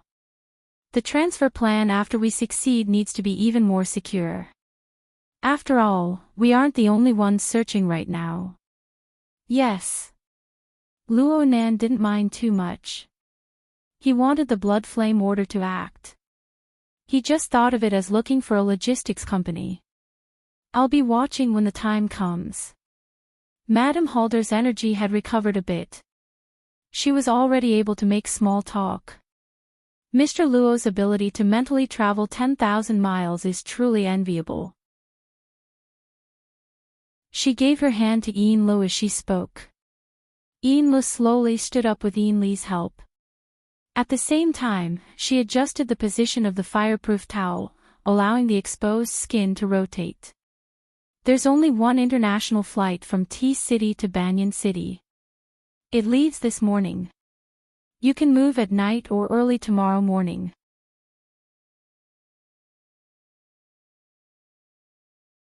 Chapter 695. To be precise, the so-called new plane was the deep blue world located at the center of the Pacific Ocean. It was joined by T-City and Chan City, the two cities that formed a long and narrow search triangle. After all, where was the new plane? Was it really a subsidiary plane of the deep blue world as the rumors said? Were there really extraordinaries who had already entered and explored it? There was no proof at all. Even so, it was impossible to dispel the thoughts of the various powers and powerful individuals who were determined to win. There are many people, but their minds are all on the ocean. This side is fine. Lady Halder was a bit reserved in her words. Perhaps there was even a bit of ridicule. Imlo answered for the specific data. According to the information we obtained, there are at least 20 extraordinaries participating in the 3,000-kilometer journey from T-City to the entrance to the deep blue world. There are nearly 8 million square kilometers of sea. The Star Alliance Committee has dispatched 60 naval ships and 20 airships of the Air and Space Army to act as the search force. There are over 20,000 people participating, and they are sparing no expense. The number of bounties and enlistments of social personnel will not be less than this number. In fact, this number has dropped from the peak of last month. Oh, the restless period has passed. Lady Halder smiled. After all, the so-called traces of Gong Chi were just a glimpse. Actually, just a plausible clue was able to shift the focus of the search from the western Pacific Ocean to the southern Pacific Ocean, spanning 7,000 to 8,000 kilometers. It is quite astonishing. It is a new plane after all. Yes. Boundless wealth and power. Luo Nan didn't continue on this topic. Instead, he said goodbye. I still have classes in Xia City. I'll be heading back first. If there are any problems, contact me at any time. Mr. Luo, what about tomorrow's practice? I will notify you, along with the operation in Ban City. Luo Nan's condensed water man leaped into the air with these words. The light of the water diffused into mist, and he disappeared without a trace. Luo Nan said that he was returning to Xia City, but there were still some untruths. He didn't immediately turn around. Instead, his mind moved forward. He borrowed the evaporating water vapor on the surface of the sea and the rich environment of water molecules to lightly shake his soul cloak. He suddenly crossed a distance of 2,000 kilometers and arrived at the South Pacific Ocean northwest of T-City. Here, Luo Nan wouldn't gather water men like he did in front of Lady Halder. This was because there were at least 10 extraordinaries in this area. Their solidified configurations in the Abyss region were each guiding the storm turbulence in the Abyss region, interfering with the material plane in different ways, spreading across the sky and the sea in search of clues. Even though the ocean was vast and had a range of millions of square kilometers, 100 warships would not even amount to a sesame seed. However, it was convenient for soul power to travel, and they could sense each other from afar, so the phenomenon of meeting each other still existed. The soul forces of the dozen or so extraordinaries would occasionally cross paths, but they were still considered courteous. Sometimes, they would even communicate with each other, maintaining a relatively balanced and peaceful state. At the same time, they formed a net of varying density. It looked like the gap wasn't small, but it was tight on the inside and loose on the outside. If anything were to happen, it would definitely be tightened in an instant, attracting the attention of all parties. The Blood Flame Order's intelligence wasn't wrong, but Luo Nan knew more than they did. Over the past 3 to 4 months, his consciousness had traveled across the Pacific Ocean with the support of the Soul Cloak. Chan City, D City, and the entrance to the Deep Blue World were all places he frequented. In the beginning, Luo Nan still came and went from the polar domain for the sake of caution. He used pure observation to understand the situation. But as time passed, Luo Nan gradually developed a new method due to the demands of reality. The water man condensed in D City had long since collapsed into beads of water, and the water vapor merged into the ocean. However, the rules and laws that formed the water man did not disperse because of the disintegration of its external form. On the contrary, without a relatively fixed and constrained structure, its series of changes and extensions became more effective. There was clearly an incorporeal frame within the void. It had practically completely abandoned the constraints of form. It was just a kind of structural concept. It was precisely with the insertion of this core of concept that the water vapor above and below the surface of the ocean possessed a special structural meaning on a higher level, even though it still maintained its natural form. From Luo Nan's perspective, a condensed water man and the several thousand square kilometers of ocean surface were both carriers of the core of concept. There was no essential difference between them. The same stream of water could be a probe for gathering information, or it could be a wire for transmitting information. It just depended on where it was located within the overall framework and what role it suited under the specific environmental conditions. As long as the core of concept didn't change, the overall framework could change according to the situation. The specific structural parts could be a probe one second and a wire the next. In short, because of the injection of Luo Nan's core of concept, the area of the ocean he was paying attention to came to life. It became a special structural creation. Even though it was affected by the basic structure of water molecules, the gravity of the earth, the winds and currents of the sea, the schools of water birds and fishes, and other quantitative and variable influences, with the limitations of form and the limitlessness of variables, this area of the ocean still possessed inconceivable characteristics under the control of Luo Nan's core of concept. It was an extension of Luo Nan's senses, and it could also become an enormous processing plant. All sorts of parts could be forged at any time, and different instruments could be pieced together. From multiple angles and levels, it could carry out reconnaissance, detection, guidance, and misdirection toward targets within its range. All of Luo Nan's actions were hidden under the great background of the natural activities of the ocean. It possessed a high degree of concealment. At the very least, the powerful people from the Star Alliance Committee, the Society, Quantum Corporation, the Secret Order, and other different powers did not realize that there was a youth observing, probing, and even examining them right next to them on the ebb and flow of the ocean's surface. Who would have thought that the splashing waves, the sudden torrential rain, and the blowing winds could all be sensitive sensors? They could transmit all sorts of sensitive information to a distance of over 10,000 kilometers at all times. Luo Nan benefited greatly from the dozens of days of observation. However, the most direct harvest was the core of concept that grew increasingly refined and nimble during this process. Luo Nan called it the core. This was the origin of the dynamo core and the psychic core of the virtual brain system. It was the system's fundamental method of using simplicity to control complexity, using less to control more. Luo Nan was able to gain this comprehension thanks to Mrs. Halder. It was this woman's extreme tempering that allowed Luo Nan to realize that the core consciousness of humans could be tempered to such a degree. Luo Nan was not as extreme as Mrs. Halder, but he possessed a pure concept that was constructed from the formatting principles. With this as a foundation, Luo Nan tempered and forged it through countless configurations. Then he applied it in the dense sea region of extraordinaries, gradually forming a unique Luo core that belonged solely to Luo Nan. Luo Nan could be considered to have truly crossed the threshold of the virtual brain system in terms of configuration thinking. Yes, this should be the true face of Luo Nan Chi. The image of Luo Nan projected in the hearts of others needed to be stirred by the Luo Nan Chi and installed with the corresponding chip. Only then could it become material that Luo Nan could control. Only then would it truly have meaning for Luo Nan. Of course, the current Luo Zhixin and Luo Nan Chi were still far from their final forms.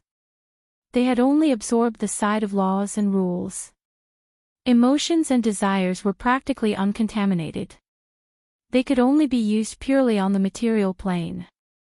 It would have been fine in the past, but Luo Nan could see the results of Mrs. Halder's hard work and the large fireball that was wantonly scattering light and heat in the polar domain. It was impossible for Luo Nan to ignore it. But he still didn't have a clue as to how to add this kind of power to it. Right now, Luo Nan's work was not the focus of Luo Nan's work. Gong Qi, who was becoming more and more of an influential figure, was the focus. Speaking of which, Gong Qi was trapped in the cloud world. Wasn't it all thanks to Luo Nan that he was able to stir up a storm? Only after confirming that everything in the relevant sea region was normal did Luo Nan's consciousness truly return. He went through a great shuttle, breaking through the barrier of space and time, and entered the cloud world. The torrential sea of clouds surged with waves. Blood-red rays of light penetrated through the gaps in the clouds. It was impossible to see the edge of the light, and it even blurred everything up and down. Luo Nan didn't care about the direction. He borrowed the soul cloak to quickly lock onto his key target. It was that old man Gong Qi who had been very active recently. If converted to Chan City's time, it was April 21st right now. It was a weekend off. Gong Qi had been exploring with Snake Tongue for 2 consecutive days, searching for the ultimate mysteries of the cloud world. Both of them were in a soul-body state. It was just that after half a year of grinding and dissipating, the difference between them was extremely obvious. Gong Qi's body burned with spiritual light. It was bright and resplendent, making him seem like a god. Snake Tongue, on the other hand, was shrouded in a thin layer of mist. Her radiance was not obvious, and she was nearly transparent. She was mixed in with the surrounding clouds and could be drowned out at any time. In fact, Snake Tongue's soul body had already shrunk by more than 2 sizes. She followed behind Gong Qi, looking more like a legendary back spirit. She cast a gaze filled with resentment ahead, not concealing it at all. It was as if Gong Qi didn't feel anything. In fact, he didn't care at all. Half a year was enough to obliterate all promises, to shatter all hopes. Snake Tongue still remembered the day she was thrown into this strange world. It was October 25, 2096. At this moment, 180 days were about to be gathered. She went from the panic of being trapped here alone to the pleasant surprise and vigilance of Gong Qi crossing through space. Then came the days and nights of exploration and attrition. Her mood was synchronized with the state of her soul body. It continued to weaken, almost irreversibly. Her fleshly body, which was stored in Ban City, was about to reach the limit of the advanced life support system. According to the established procedures, a freezing operation would be carried out next to preserve her last shred of hope. However, with the degree of weakness of her soul body, what hope would there be even if she returned? What was the value of her existence now?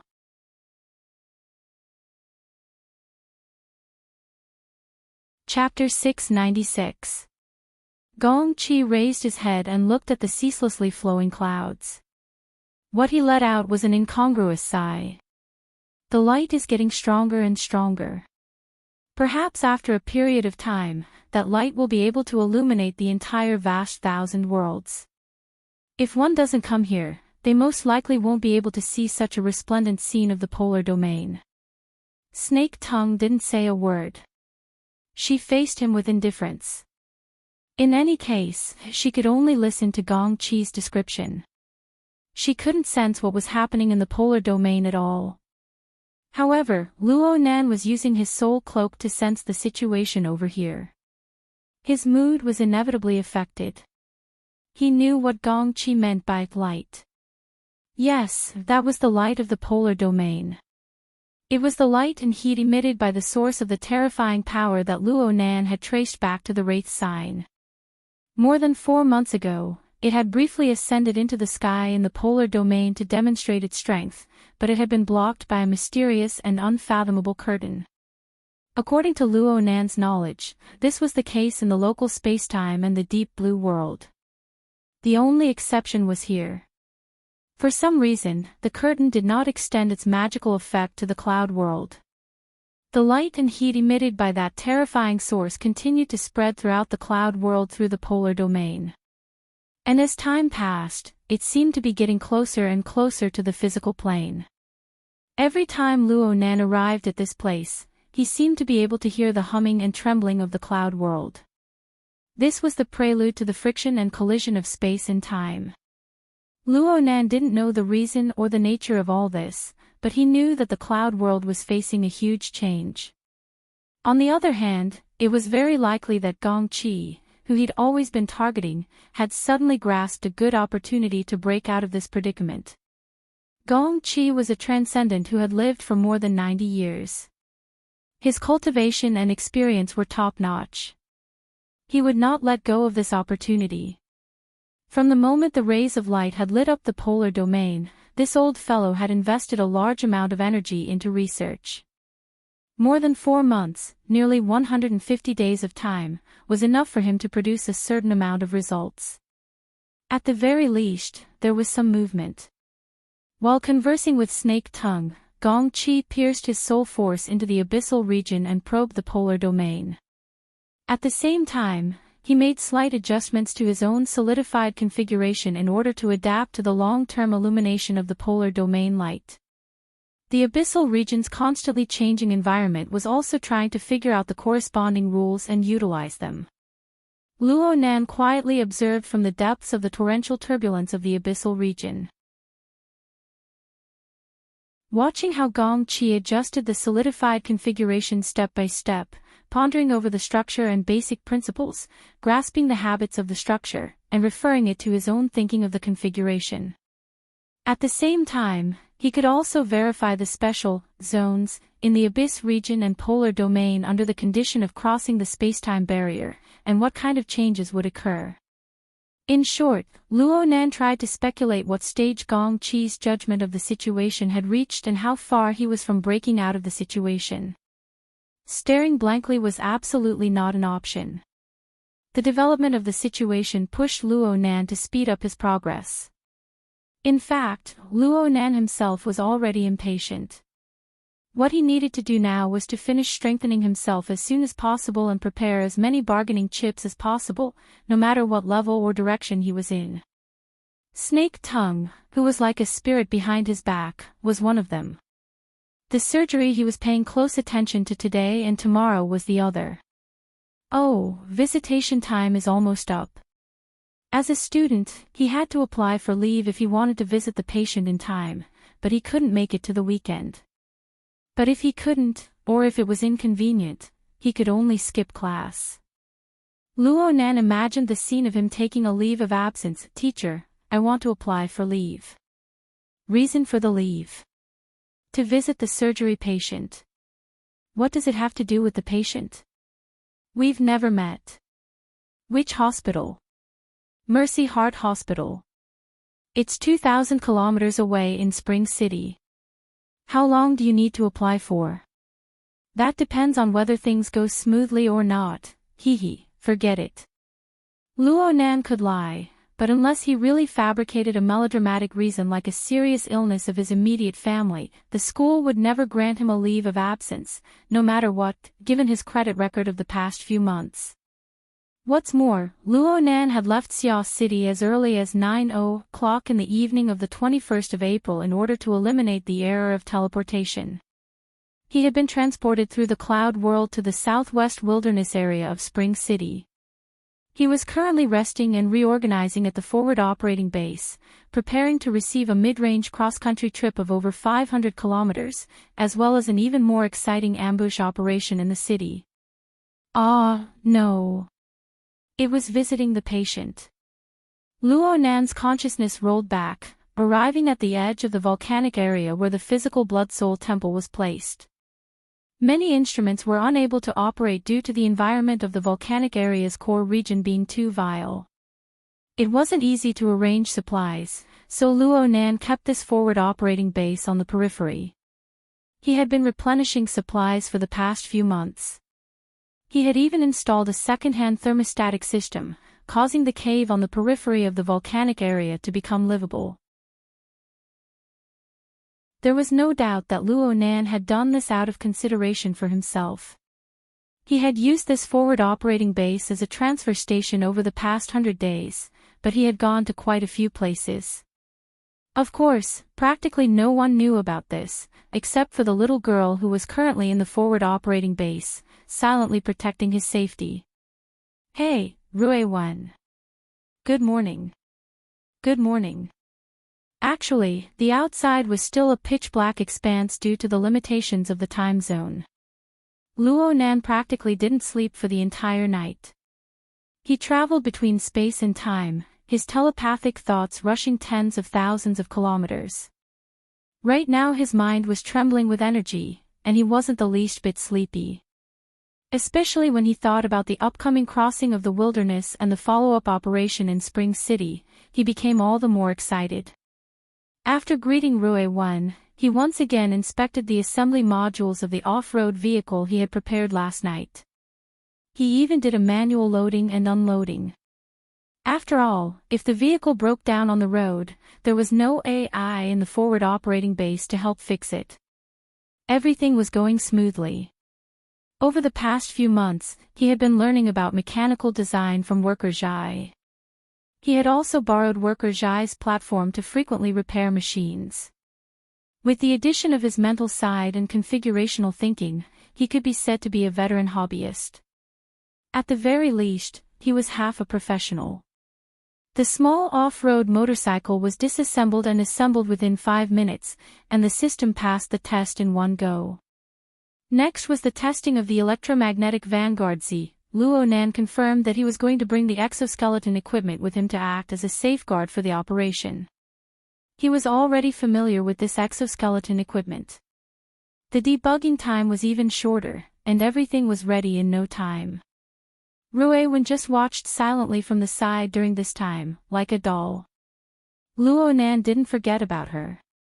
He wiped his hands after all the debugging was completed, then he rubbed Rue-1's head. Okay, everything is ready. I'm getting ready to go. You need to go to class as well. I'll go with you. I'm skipping class today. We'll skip together. Cough, Rue-1, you need to help me cover up. And is already numb to me skipping class by myself, but if I bring you away, do you believe that she won't chase me all the way to Spring City? Rue-1 expressed very seriously, I don't believe it. You have to believe it even if you don't believe it. Luo Nan began to put on the face of an older brother. The operation will start in the afternoon, and the operation will be delayed. You'll be wasting over 10 hours here. What about your homework? Rue-1's pitch-black eyes didn't move. Okay, I have no way to directly send it to Spring City, so I went around in a circle. You and I are different. You come as you please. How about this? If there's any danger along the way, I'll call for backup at the first instance. I'll also invite you over at the first instance after we reach Spring City. Let us brother and sister pair join forces and rob him. Forget about the last sentence. No matter what was said and done, the dignity of her older brother prevailed. Rue-1 finally yielded and returned to Xia City under Luo Nan's urging. She should be able to make it in time for breakfast. Today was more or less settled.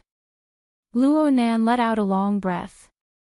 He didn't stop and began to move things outside. He had filled in the cracks in the rock flow near the forward operating base a long time ago.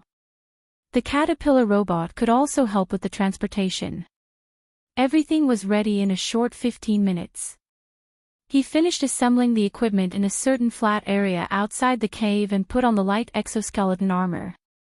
Then he started up the off-road motorcycle. The motor hummed as it operated, just like his restless heart. April 22nd. The weather was clear with a force 2 to 3 easterly winds. There were no high-threat mutants along the planned route. The journey was estimated to take 6 hours and arrive before 1 in the afternoon. Luo Nan took a deep breath and adjusted his posture on the off-road motorcycle. He was just about to start up when he suddenly recalled something. Oh right, take a picture as a souvenir. He released a miniature probing flying bug and gave a thumbs up to the camera, leaving behind a conclusive image.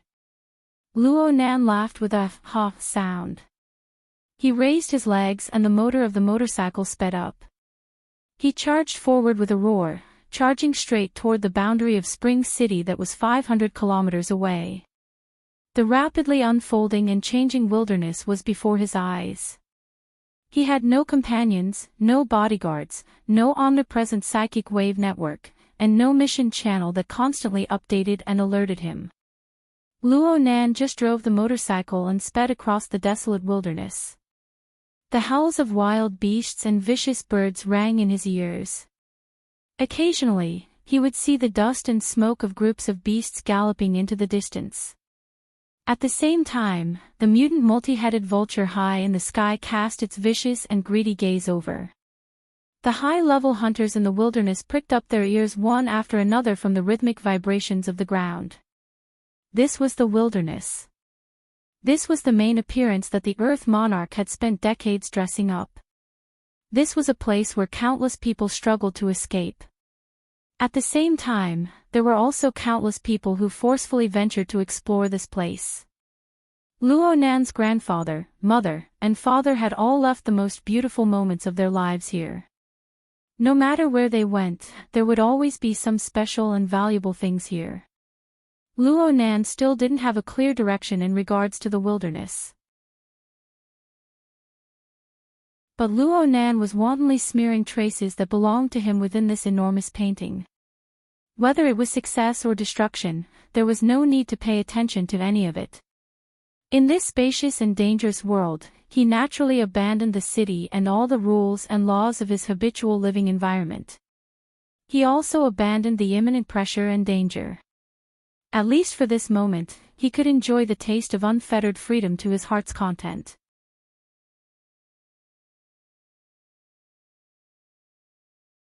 Chapter 697. Spring City was located in the southwestern highlands. It was surrounded by many mountains, and transportation was inconvenient. During the 100 years of peace before the Third World War, a series of road infrastructure had finally been built. However, after the war, the mutants had wreaked havoc, and large areas had become uninhabited. At present, most of the roads had been destroyed.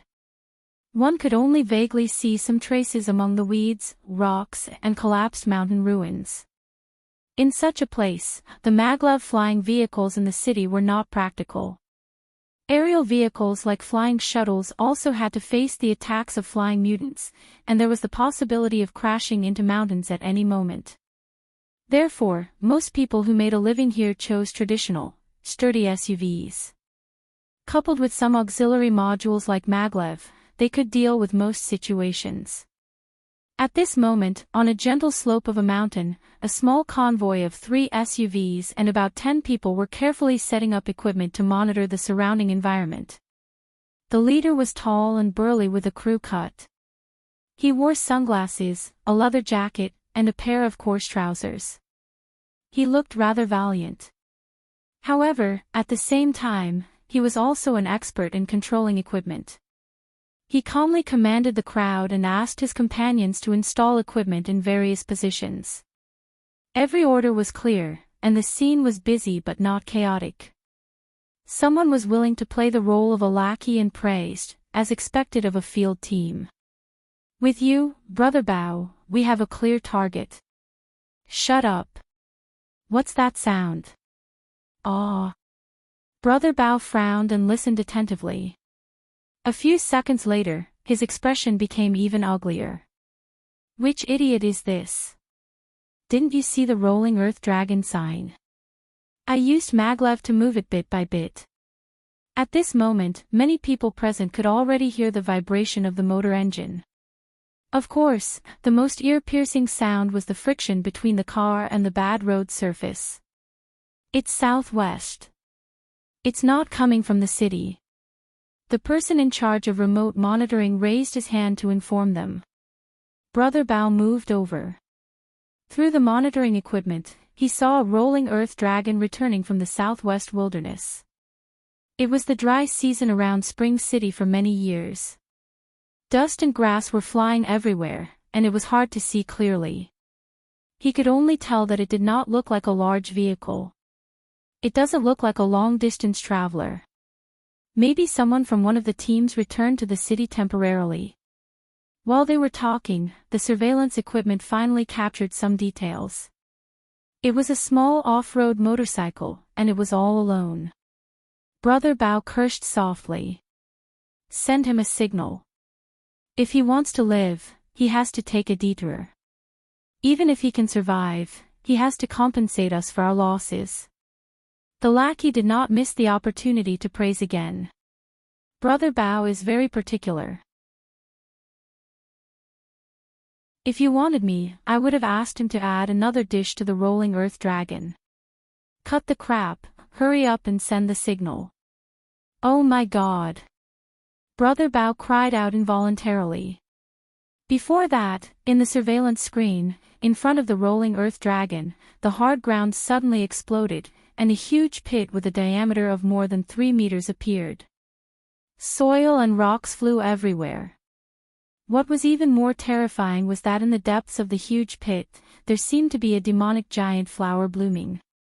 It was formed by dozens of hundreds of slender tentacles, and light blue mist sprayed out from the center. In the blink of an eye, it swallowed the off-road motorcycle at the front of the earth dragon. Bullshit rolling earth dragon, this is a chrysanthemum demon bug. Brother Bao's face turned green. He pulled out the topographic map and took another look. Then, he slapped himself.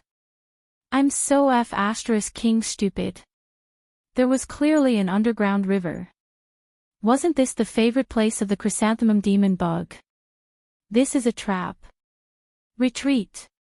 He suddenly raised his voice. Old 5, report to the branch and inform the city defense forces. Everyone retreat immediately. The chrysanthemum demon bug was one of the most famous B-grade mutants in the area around Spring City. Its threat level was B. It lived underground all year round and had extremely high intelligence. It could simulate the sounds and secretions of low-level mutants such as the rolling earth dragon to lure other predators, including human ability users, to take the bait and then kill and devour them wantonly. If this kind of mutant was too close to the city, it could pass through the sewage pipes and break through the city's defenses, causing great chaos. Therefore, in the city defense system, this fellow was always at the top of the list of targets to kill. It was definitely too late to think about this now. Brother Bao could not care less about being particular. Looking at the location where the chrysanthemum demon bug had appeared, their hunting team had basically taken a trip to the gates of hell. If the motorcyclist had not been the bait, their small team would have been wrapped up and swallowed a few minutes later. I'll collect your corpse later, and bury it. Brother Bao is benevolent and righteous. Brother Bao slapped the lackey's head and roared for his men to retreat. Retreat, retreat, retreat. Throw away all the equipment. The chrysanthemum demon bug's hunting zone has a radius of 50 kilometers. If you're too slow, you'll be waiting to be digested. More than 10 members of the hunting team squeezed into 3 SUVs. At this time, it was impossible to use the slow maglev plug-in. Instead, they drove at full power and sped down the rugged mountain road. Brother Bao's car felt like it was about to overturn several times. He relied on his years of driving skills and the smart system to forcibly correct it. Across the mountain, there was a muffled explosion and a sharp sizzling sound. That scalp-numbing sizzling sound was undoubtedly the sound of the chrysanthemum demon bug. As for the explosion, the motorcycle probably exploded. Brother Bao turned his head and looked back. There seemed to be a flash of light on the other side of the mountain, very much like the afterglow of a thermal weapon. Tragic, really tragic. Every year, there were about 1,000 people in Spring City who died in the wilderness. There was no lack of ability users among them. Now, there was another one. Brother Bao thought of something again. Pay attention to the bottom of the car. Refer to the topographic map and avoid the underground river. The chrysanthemum demon bug passes through the water. Its speed is not slower than a car. It can also spray poisonous fog. Just as he was shouting, the lackey beside him screamed, "Bug, it's coming up." Brother Bao turned around in shock and saw dozens of slender tentacles flying above the mountain. Occasionally, they crossed the mountain barrier and rose and fell. This was not a normal method, but it was even more terrifying. Brother Bao cursed, but he had no other choice. He could only shout, "Speed up, speed up." The driver of the jeep he was in was an experienced veteran. Just by looking, he could infer the approximate speed of the pursuers behind him. He immediately howled in despair, "They're going at least 200 kilometers per hour. There's no justice in this world. Bullsh**T. Brother Bao roared back. If the chrysanthemum demon bug could run at a speed of 200 kilometers per hour on the ground, its threat level would definitely not be B-. Even if the branch and the city defense army were to go all out, they would have to kill these perverted mutants. Messy thoughts that were of no help to the current situation flashed through Brother Bao's mind. However, when he turned his head to look at the flying tentacles, his mind was already blank. At this moment, there was a loud bang in front of him.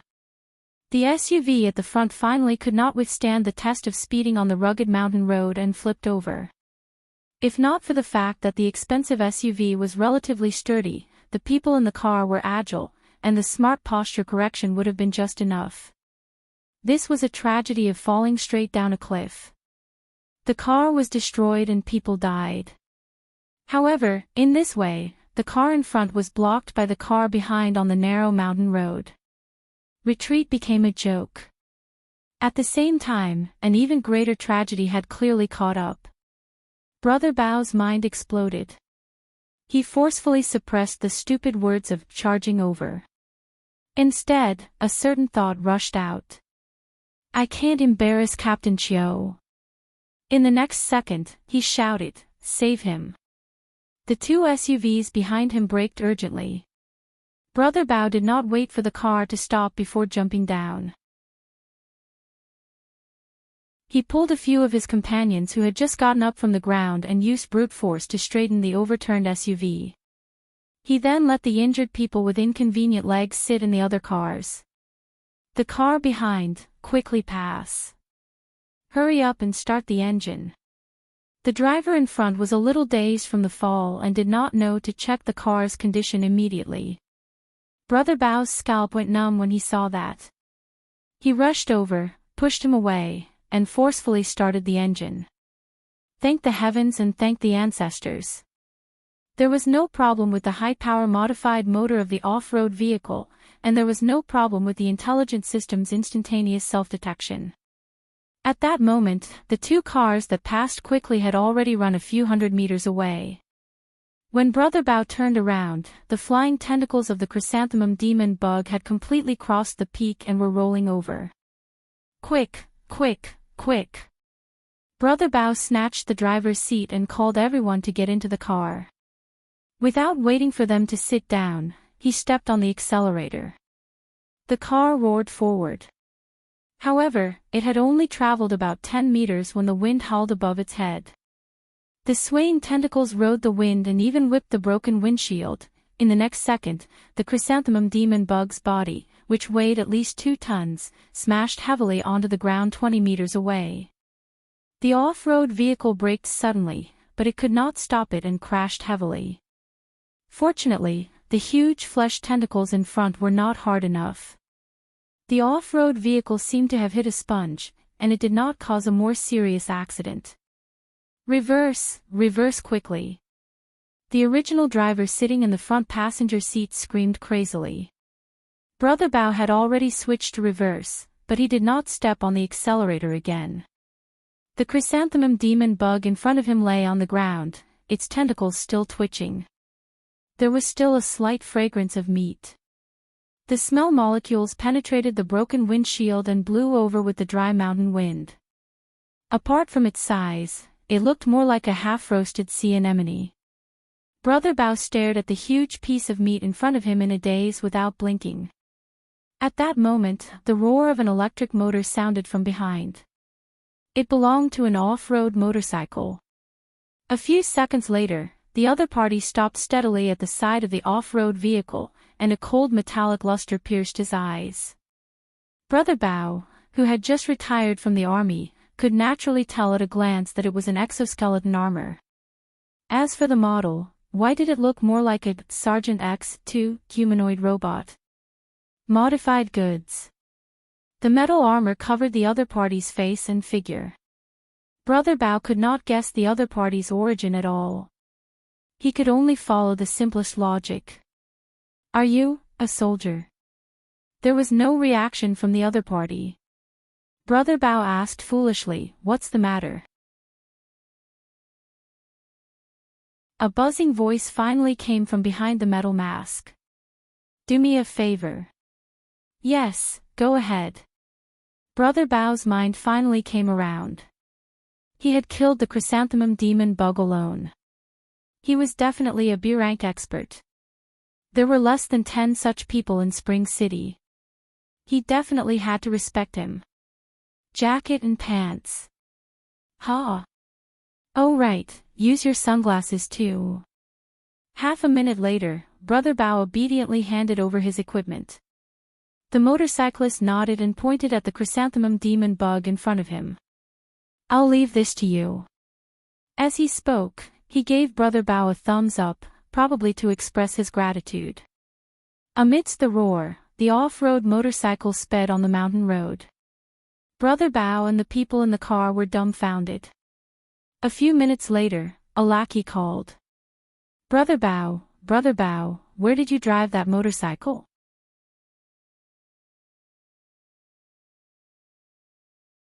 Chapter 698. The off-road motorcycle retracted its wildness in the wilderness.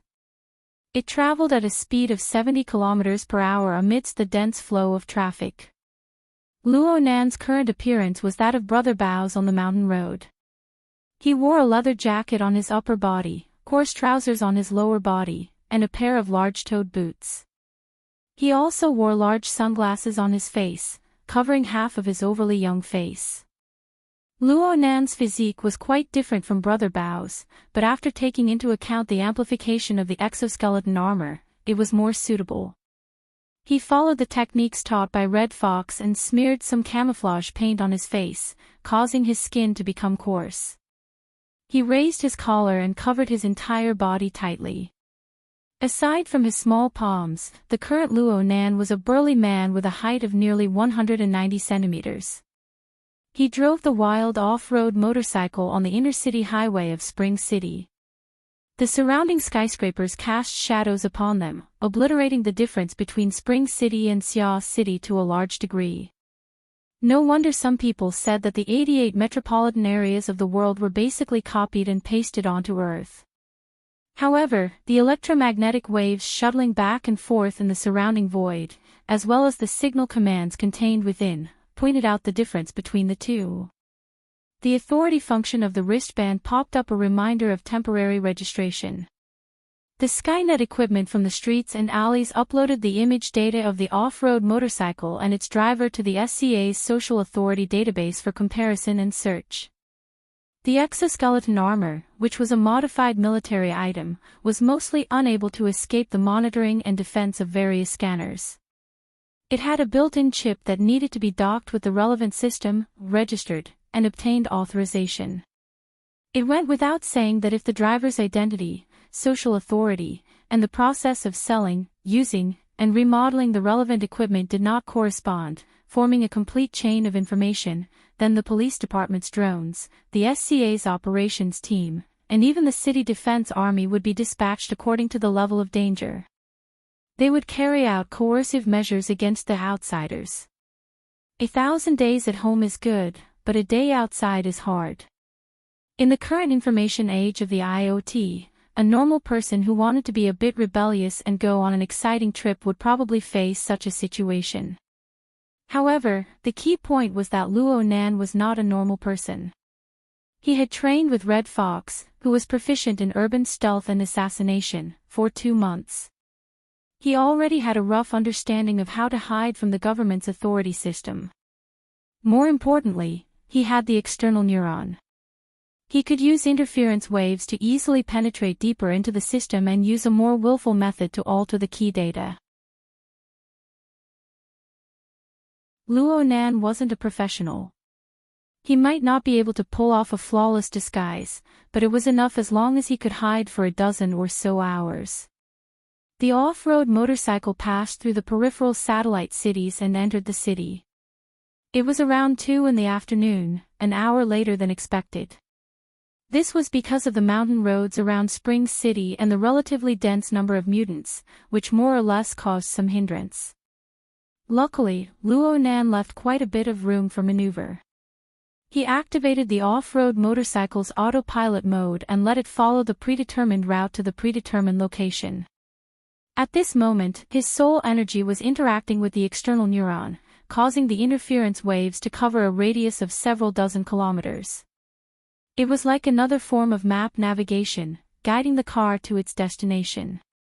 More importantly, the interference wave had found its intended target, which was the gynecology ward of Mercy Heart Hospital, which was 20 kilometers away, and re-established the connection. On the virtual brain system interface, a window related to the night-level basic biochemical reactor furnace appeared. A series of system information was refreshed. There were many glaring warning messages among them. They were all related to biochemical pollution and the self-destruct program. From Luo Nan's perspective, this was already a common topic. He skimmed over the messages until he discovered a status update: the furnace has entered offline hibernation mode. It is currently in a transplantable state. At the same time, the third-level interface of the Wraith Sign system, the Jintong Spiritual Light Seed, also began the preloading process. The two interfaces synchronized and connected, ceaselessly updating information. They echoed with each other in preparation for the upcoming operation.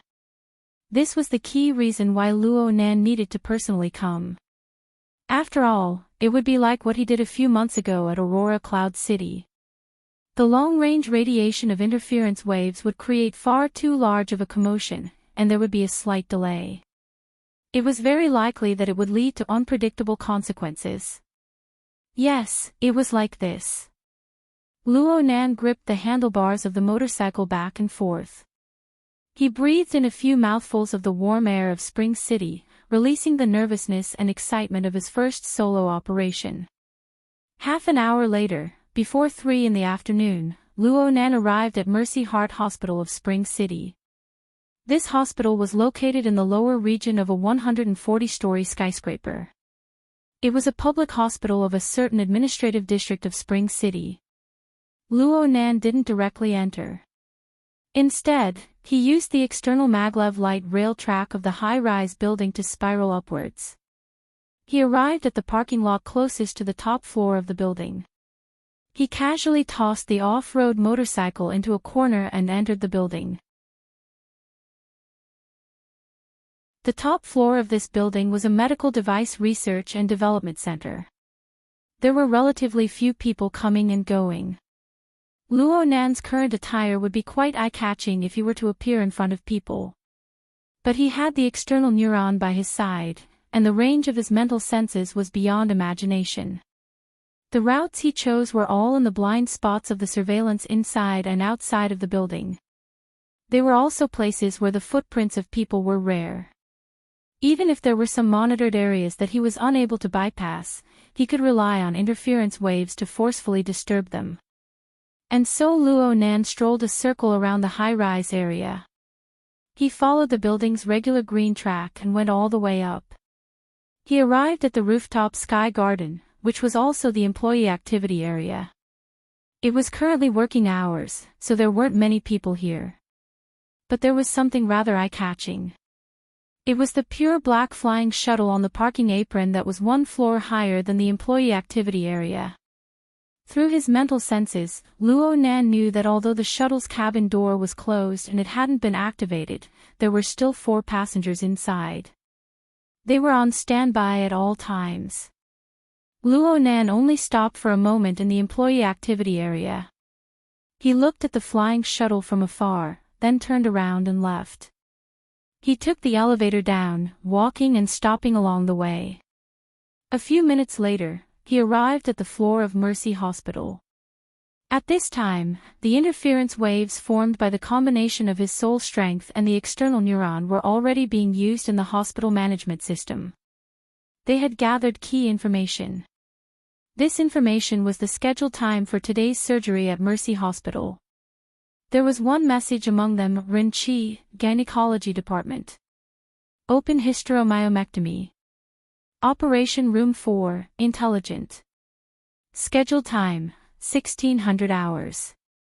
The medical personnel who had been continuously working at the Mutant Research Center for over 4 months was finally unable to ignore the rapidly growing hysteromyomas. They decided to carry out the surgery. Luo Nan confirmed the time. It was a bit past 3 in the afternoon. It was just right. The real-time structural diagram of Mercy Hospital was imprinted before his eyes under the effects of the mental sensing network. Luo Nan walked unhurriedly and familiarly to the surgical area. But he didn't get too close. This was because he sensed the existence of 2 energy targets that were clearly different from ordinary people within the mental sensing network. One of them was like a raging flame. Powerful psychic waves radiated from his body at all times. He should be a powerful fleshly body, and he was an external type. Generally speaking, the impact of such a character was astonishing. The other person was clearly much more low-key. His energy was obscure and unclear, but he was extremely sensitive. He constantly maintained the intersection of the mental and material planes, floating up and down. Luo Nan was quite familiar with this type of ability user. Cat Eyes was this type. But when it came to the level of soul strength, there was still a considerable gap between them. Therefore, this person should be a very powerful scouting type ability user. If Luo Nan used Cat Eyes as a benchmark to judge, he was most likely an architect level expert. Oh right, the fleshly body in front was the same. 2B rank experts overseeing things showed how important this surgery was to the people behind the scenes. Luo Nan also attached great importance to it. He specifically called over the Wraith sign. He used the Wraith sign's remarkable methods to monitor these 2B rank ability users from the polar domain. He watched how they arranged things and then compared it with his own plan to carry out the final fine adjustments. Time passed by the minute and second. Luo Nan strolled around the periphery of the operating area, precisely avoiding the sensing range of the psychic ability user that resembled Cat Eyes. By the time he made his 5th turn, the AI machinery in Operating Room 4 had begun its operation. Simple surgeries such as the hysteromyomectomy had already been realized in the medical world to be 100% automated. The AI surgical robot could perform the surgery to near perfection. All the doctors needed to do was to perform routine management in front of the monitoring screen. However, there was now an outsider in the monitoring room of the AI surgical platform. It was the psychic ability user that resembled Cat Eyes. According to the doctors present, he was called Mr. Lon. He used the camera and mental senses to monitor the entire surgery process. Mr. Lan's partner was the fleshly body next to Mr. Lon. Right now, Mr. Zhao was not in the monitoring room. Instead, he was wearing a large white coat and entering the operating area, which was nominally only accessible to doctors. Of course, he was not here to operate on patients. His task was to receive and protect patients. In the monitoring room of the AI surgical platform, Mr. Lon kept an eye on the progress of the surgery in Operating Room 4. He kept in touch with Mr. Lon at all times. The anesthesia has taken effect. The surgery is about to begin. The laparotomy has been performed. The estimated time is 25 minutes. The hysteromyoma has been removed. The seal is complete. Place it on the conveyor belt. Prepare to receive it. Mr. Lawn, who was dressed like a doctor, was already standing at the exit of the conveyor belt outside of Operating Room 4. This place was usually used to transmit the tissues of the patient that had been surgically removed. It was displayed to the patient's family. If there was a desire to collect it, it could be discussed. Right now, a sealed metal box came out of the conveyor belt. The box itself looked quite high class. It was equipped with a sophisticated combination lock and there was a display screen on top of it. It displayed the conditions of the environment inside the box and emitted a green lustrous light.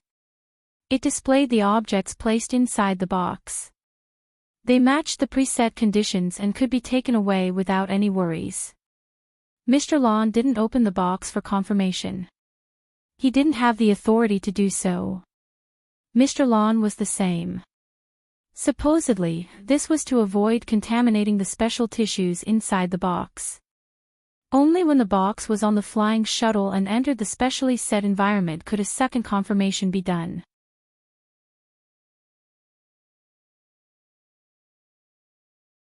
Chapter 699. Mr. Lawn came out of the control room and walked to the entrance of the operating area. At this time, Mr. Lawn also came out of the operating area. He had long since grown impatient with the white coat on his body. He took it off as soon as he walked out. However, he had already buckled the lockbox on his wrist in advance. He could only curl his lips and directly tear the cuffs of his sleeves. He then threw the damaged white coat into the trash bin at the side. The two of them didn't say much. They walked side by side to the exclusive express elevator. The moment the elevator closed, Mr. Lawn tilted his head and glanced outside through the gap. He saw a burly man wearing a leather jacket walking toward the operating area. Mr. Lawn signaled with his eyes, "Is something the matter?" Mr. Lawn glanced at the lockbox again and shook his head. That fellow's weight seemed somewhat abnormal. He might be a modified person. His aura was a bit stronger than an ordinary person's, but it was limited. Moreover, he was heading in the opposite direction from them. He wasn't a target that needed attention. The express elevator went straight to the highest floor. A minute later, the two of them arrived at the Sky Garden and stepped onto the apron at the highest floor. The personnel left behind in the shuttle had already received the news. They opened the shuttle's cabin door just in time. The two of them entered the cabin. They didn't have the slightest idle talk. They directly walked toward the middle cabin. That was an isolated testing environment specially arranged for the important items to be escorted this time. It was also the last and most important testing segment of the escort mission. According to the designated procedures, the two of them simultaneously entered their fingerprints, irises, passwords, and other information into the lockbox. They smoothly took out the metal box from inside and placed it in the isolated environment. The testing system immediately operated automatically. It controlled the environmental conditions and released complex password information that corresponded with the password on the metal box. Up until now, everything was very normal. According to the procedures, once the target was confirmed to be correct, the isolated testing area would be completely sealed off to give the protected target the best living space. This area was constructed from a mixture of high-strength special glass and metal. Even the powerful B-rank who were known for their brute force and the Deep Blue Walker equipped with highly destructive weapons would find it difficult to break through in a short amount of time. Even if the shuttle itself was hit by a missile, the items in this area would certainly be the last to be destroyed. The strict and somewhat complicated testing process continued to advance. At this time, Mr. Lawn received a call. He frowned and glanced over. He saw that it was the person in charge of connecting with him from Mercy Hospital. He pondered for a moment and then connected. Without waiting for him to speak, the other side already shouted, "Mr. Lawn, someone has broken into the operating area." "Oh. It's a big guy in a leather jacket. He's heading straight for Operating Room 4. Mr. Land's heart skipped a beat. Mr. AI, who was beside him, also caught the keywords in the conversation and turned his head abruptly. "Bring it over," Mr. Lon ordered. The receptionist was stunned. "What?" "Bring the surveillance footage over." This operation was relatively simple. It only took about 2 seconds before a stream of information flowed in. Mr. Lon conveniently projected it into the air. The surveillance footage clearly showed a burly man wearing sunglasses and a jacket casually walking to the door of Operating Theater 4. He ignored the no trespassing sign in front of him and the medical staff who chased after him shouting at him to stop him. He pushed open the door and entered. There was an electronic lock on the door of the operating theater, but it was useless. The surveillance camera switched to show the situation in the operating theater. At the moment, the artificial intelligence surgical robot was still performing the suture. It completely ignored the changes outside and maintained a respectable level of concentration. The big guy didn't bother him and walked straight to the window of the conveyor belt. This route made Mr. Lon, who was still in the monitoring room a few minutes ago, feel his heart skip a beat. It was also at this moment that the big guy suddenly turned his face. His dark sunglasses stared directly at the camera. As if he was infected with a fatal infection, the surveillance footage turned pitch black. The receptionist of Mercy Hospital let out a meaningless wail. "The surveillance footage has been destroyed." Mr. Land's eyebrows were already locked tight. His heartbeat had also deviated from the normal range. The series of images transmitted on the surveillance camera were like a horror movie's editing, sending a fatal message to him and his partner. In the next second, the isolation examination area flashed red, and a piercing alarm sounded. It was connected to the movie plot from before. It was like a ferocious ghost suddenly appeared in front of the camera, letting out a strange, penetrating laugh. The hair on Mr. Land's back stood on end. "Something's wrong." Mr. AI's reaction was even more direct than Mr. Land's. He pressed hard on the peripheral glass and stared at the system information that flowed like water. He didn't care about anything else except for one word that was the most important. "Does not meet the requirements." Mr. Lon and Mr. AI felt as if their hearts had been stabbed by a sharp knife at the same time. The red light reflected on their faces, but the background was still deathly pale. "That guy!" Mr. AI roared. He turned around and ran out. Someone accidentally blocked in front of him and was also pushed away by his arm. He fell to the ground and almost fainted. Mr. Land's first reaction was also to rush out. His feet were already moving, but he stopped abruptly. He stared at the shuttle staff. "Contact headquarters, requesting remote control." The staff was still in a daze. The receptionist of Mercy Hospital was still shouting on the comms, "Hello. Hello. Mr. Lon, that person came out of the surgery room." The security couldn't do anything to him. Mr. Lon cut off the comms. At this time, the red light of the isolation examination area had already seeped into his eyes. He stared with bloodshot eyes and squeezed out the words from between his teeth. "Headquarters, remote control." The staff finally remembered that this was part of the emergency procedure, so he hurriedly obeyed the order. A few seconds later, another wave of detection light cut through. All kinds of information refreshed, but it was faster than the previous process. Another wave of dazzling red light sprayed out from the isolation area. Lon Xiang looked straight at the light, motionless. "Lon Xiang, what are you doing? God, look at what you've done." The request for remote control alarmed the person in charge of the laboratory. The person on the other side instinctively roared and threw the blame, showing that he was completely unprepared in the face of an unexpected situation. Lon Xiang retorted without showing any weakness, "You're the one who made **TTY safety design. I need to open this damn box, right now." The person in charge of the laboratory turned red. "No, you don't have the authority." "I don't either." "Then find someone who has the authority." "Where's Jeff?" If he can't do it, then get me Li Wei.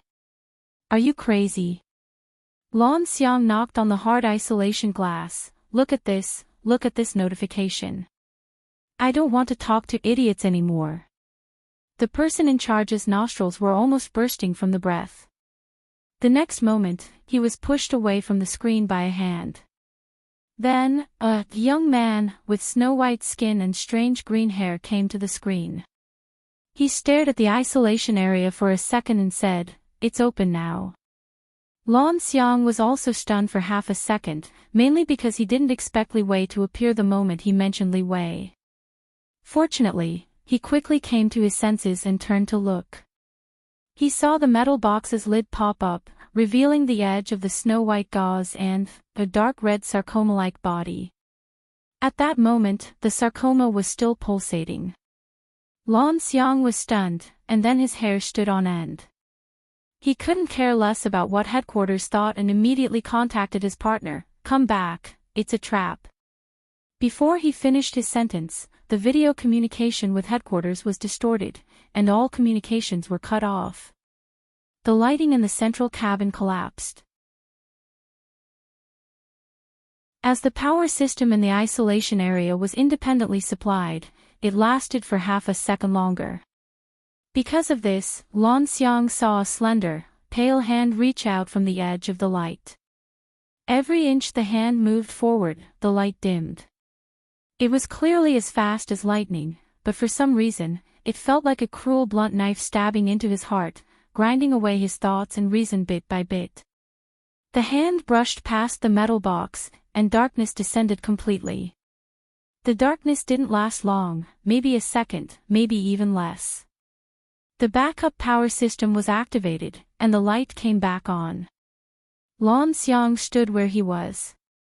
In the isolation area opposite him, the metal box was still in its original place, but the gauze inside, and more importantly, the dark red sarcoma on it, had disappeared.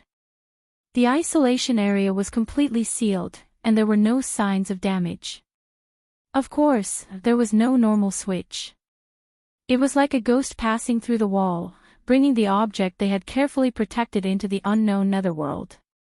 After a second, Mr. Lan turned around and rushed to the flying shuttle's door. This was an instinctive action, and he didn't even know what he wanted to do. But after rushing out of the cabin door, the range of his spiritual senses, which had been extended to the limit, really did appear. Lan Xiang trusted his senses and rushed to the edge of the parking apron. His field of vision suddenly widened, and he could see past the sky garden on the top floor and part of the high-rise open-air parking lot on the side. Then Lan Xiang saw a muscular man wearing a jacket and sunglasses walk out of the parking lot's exclusive elevator at a pace that was neither fast nor slow. He got on an off-road motorcycle and started it. The motorcycle didn't leave immediately, but stayed where it was. In the whirring sound of the motor, the muscular man in sunglasses raised his head and slightly turned his face. His dark glasses accurately blocked Lan Xiang's fierce gaze. Under the glasses, the corner of his mouth opened, revealing undisguised malice and pleasure. Lan Xiang's brain exploded, but his characteristic calmness quickly took over. The parking lot was more than 400 meters away from where he was. His senses could reach it, but it was no longer effective. He tried to re-establish communication with his partner. But it was also at this moment that the muscular man in sunglasses in the parking lot raised his arm and raised his thumb, praise or sarcasm. Lan Xiang quickly knew that he was gravely mistaken. The muscular man in sunglasses was like a child. He raised his thumb and stretched out his index finger, seriously gesturing the shape of a gun. Then there was a bang. The spiritual sense network that Lan Xiang had worked hard to open up instantly had a huge gap. It was as if a spatial storm had suddenly descended, and it was as if a terrifying plasma grenade had exploded in front of his face. 400 meters, spiritual side, abyss area. You're tuning into the LoveLore Library YouTube channel. We're so grateful for your support, and don't forget to subscribe to join us on this incredible journey through captivating stories. Your generosity through donations truly makes a world of difference, as it's the primary source of revenue that allows me to expand and enhance this channel for you. Thank you from the bottom of my heart for being a part of this adventure.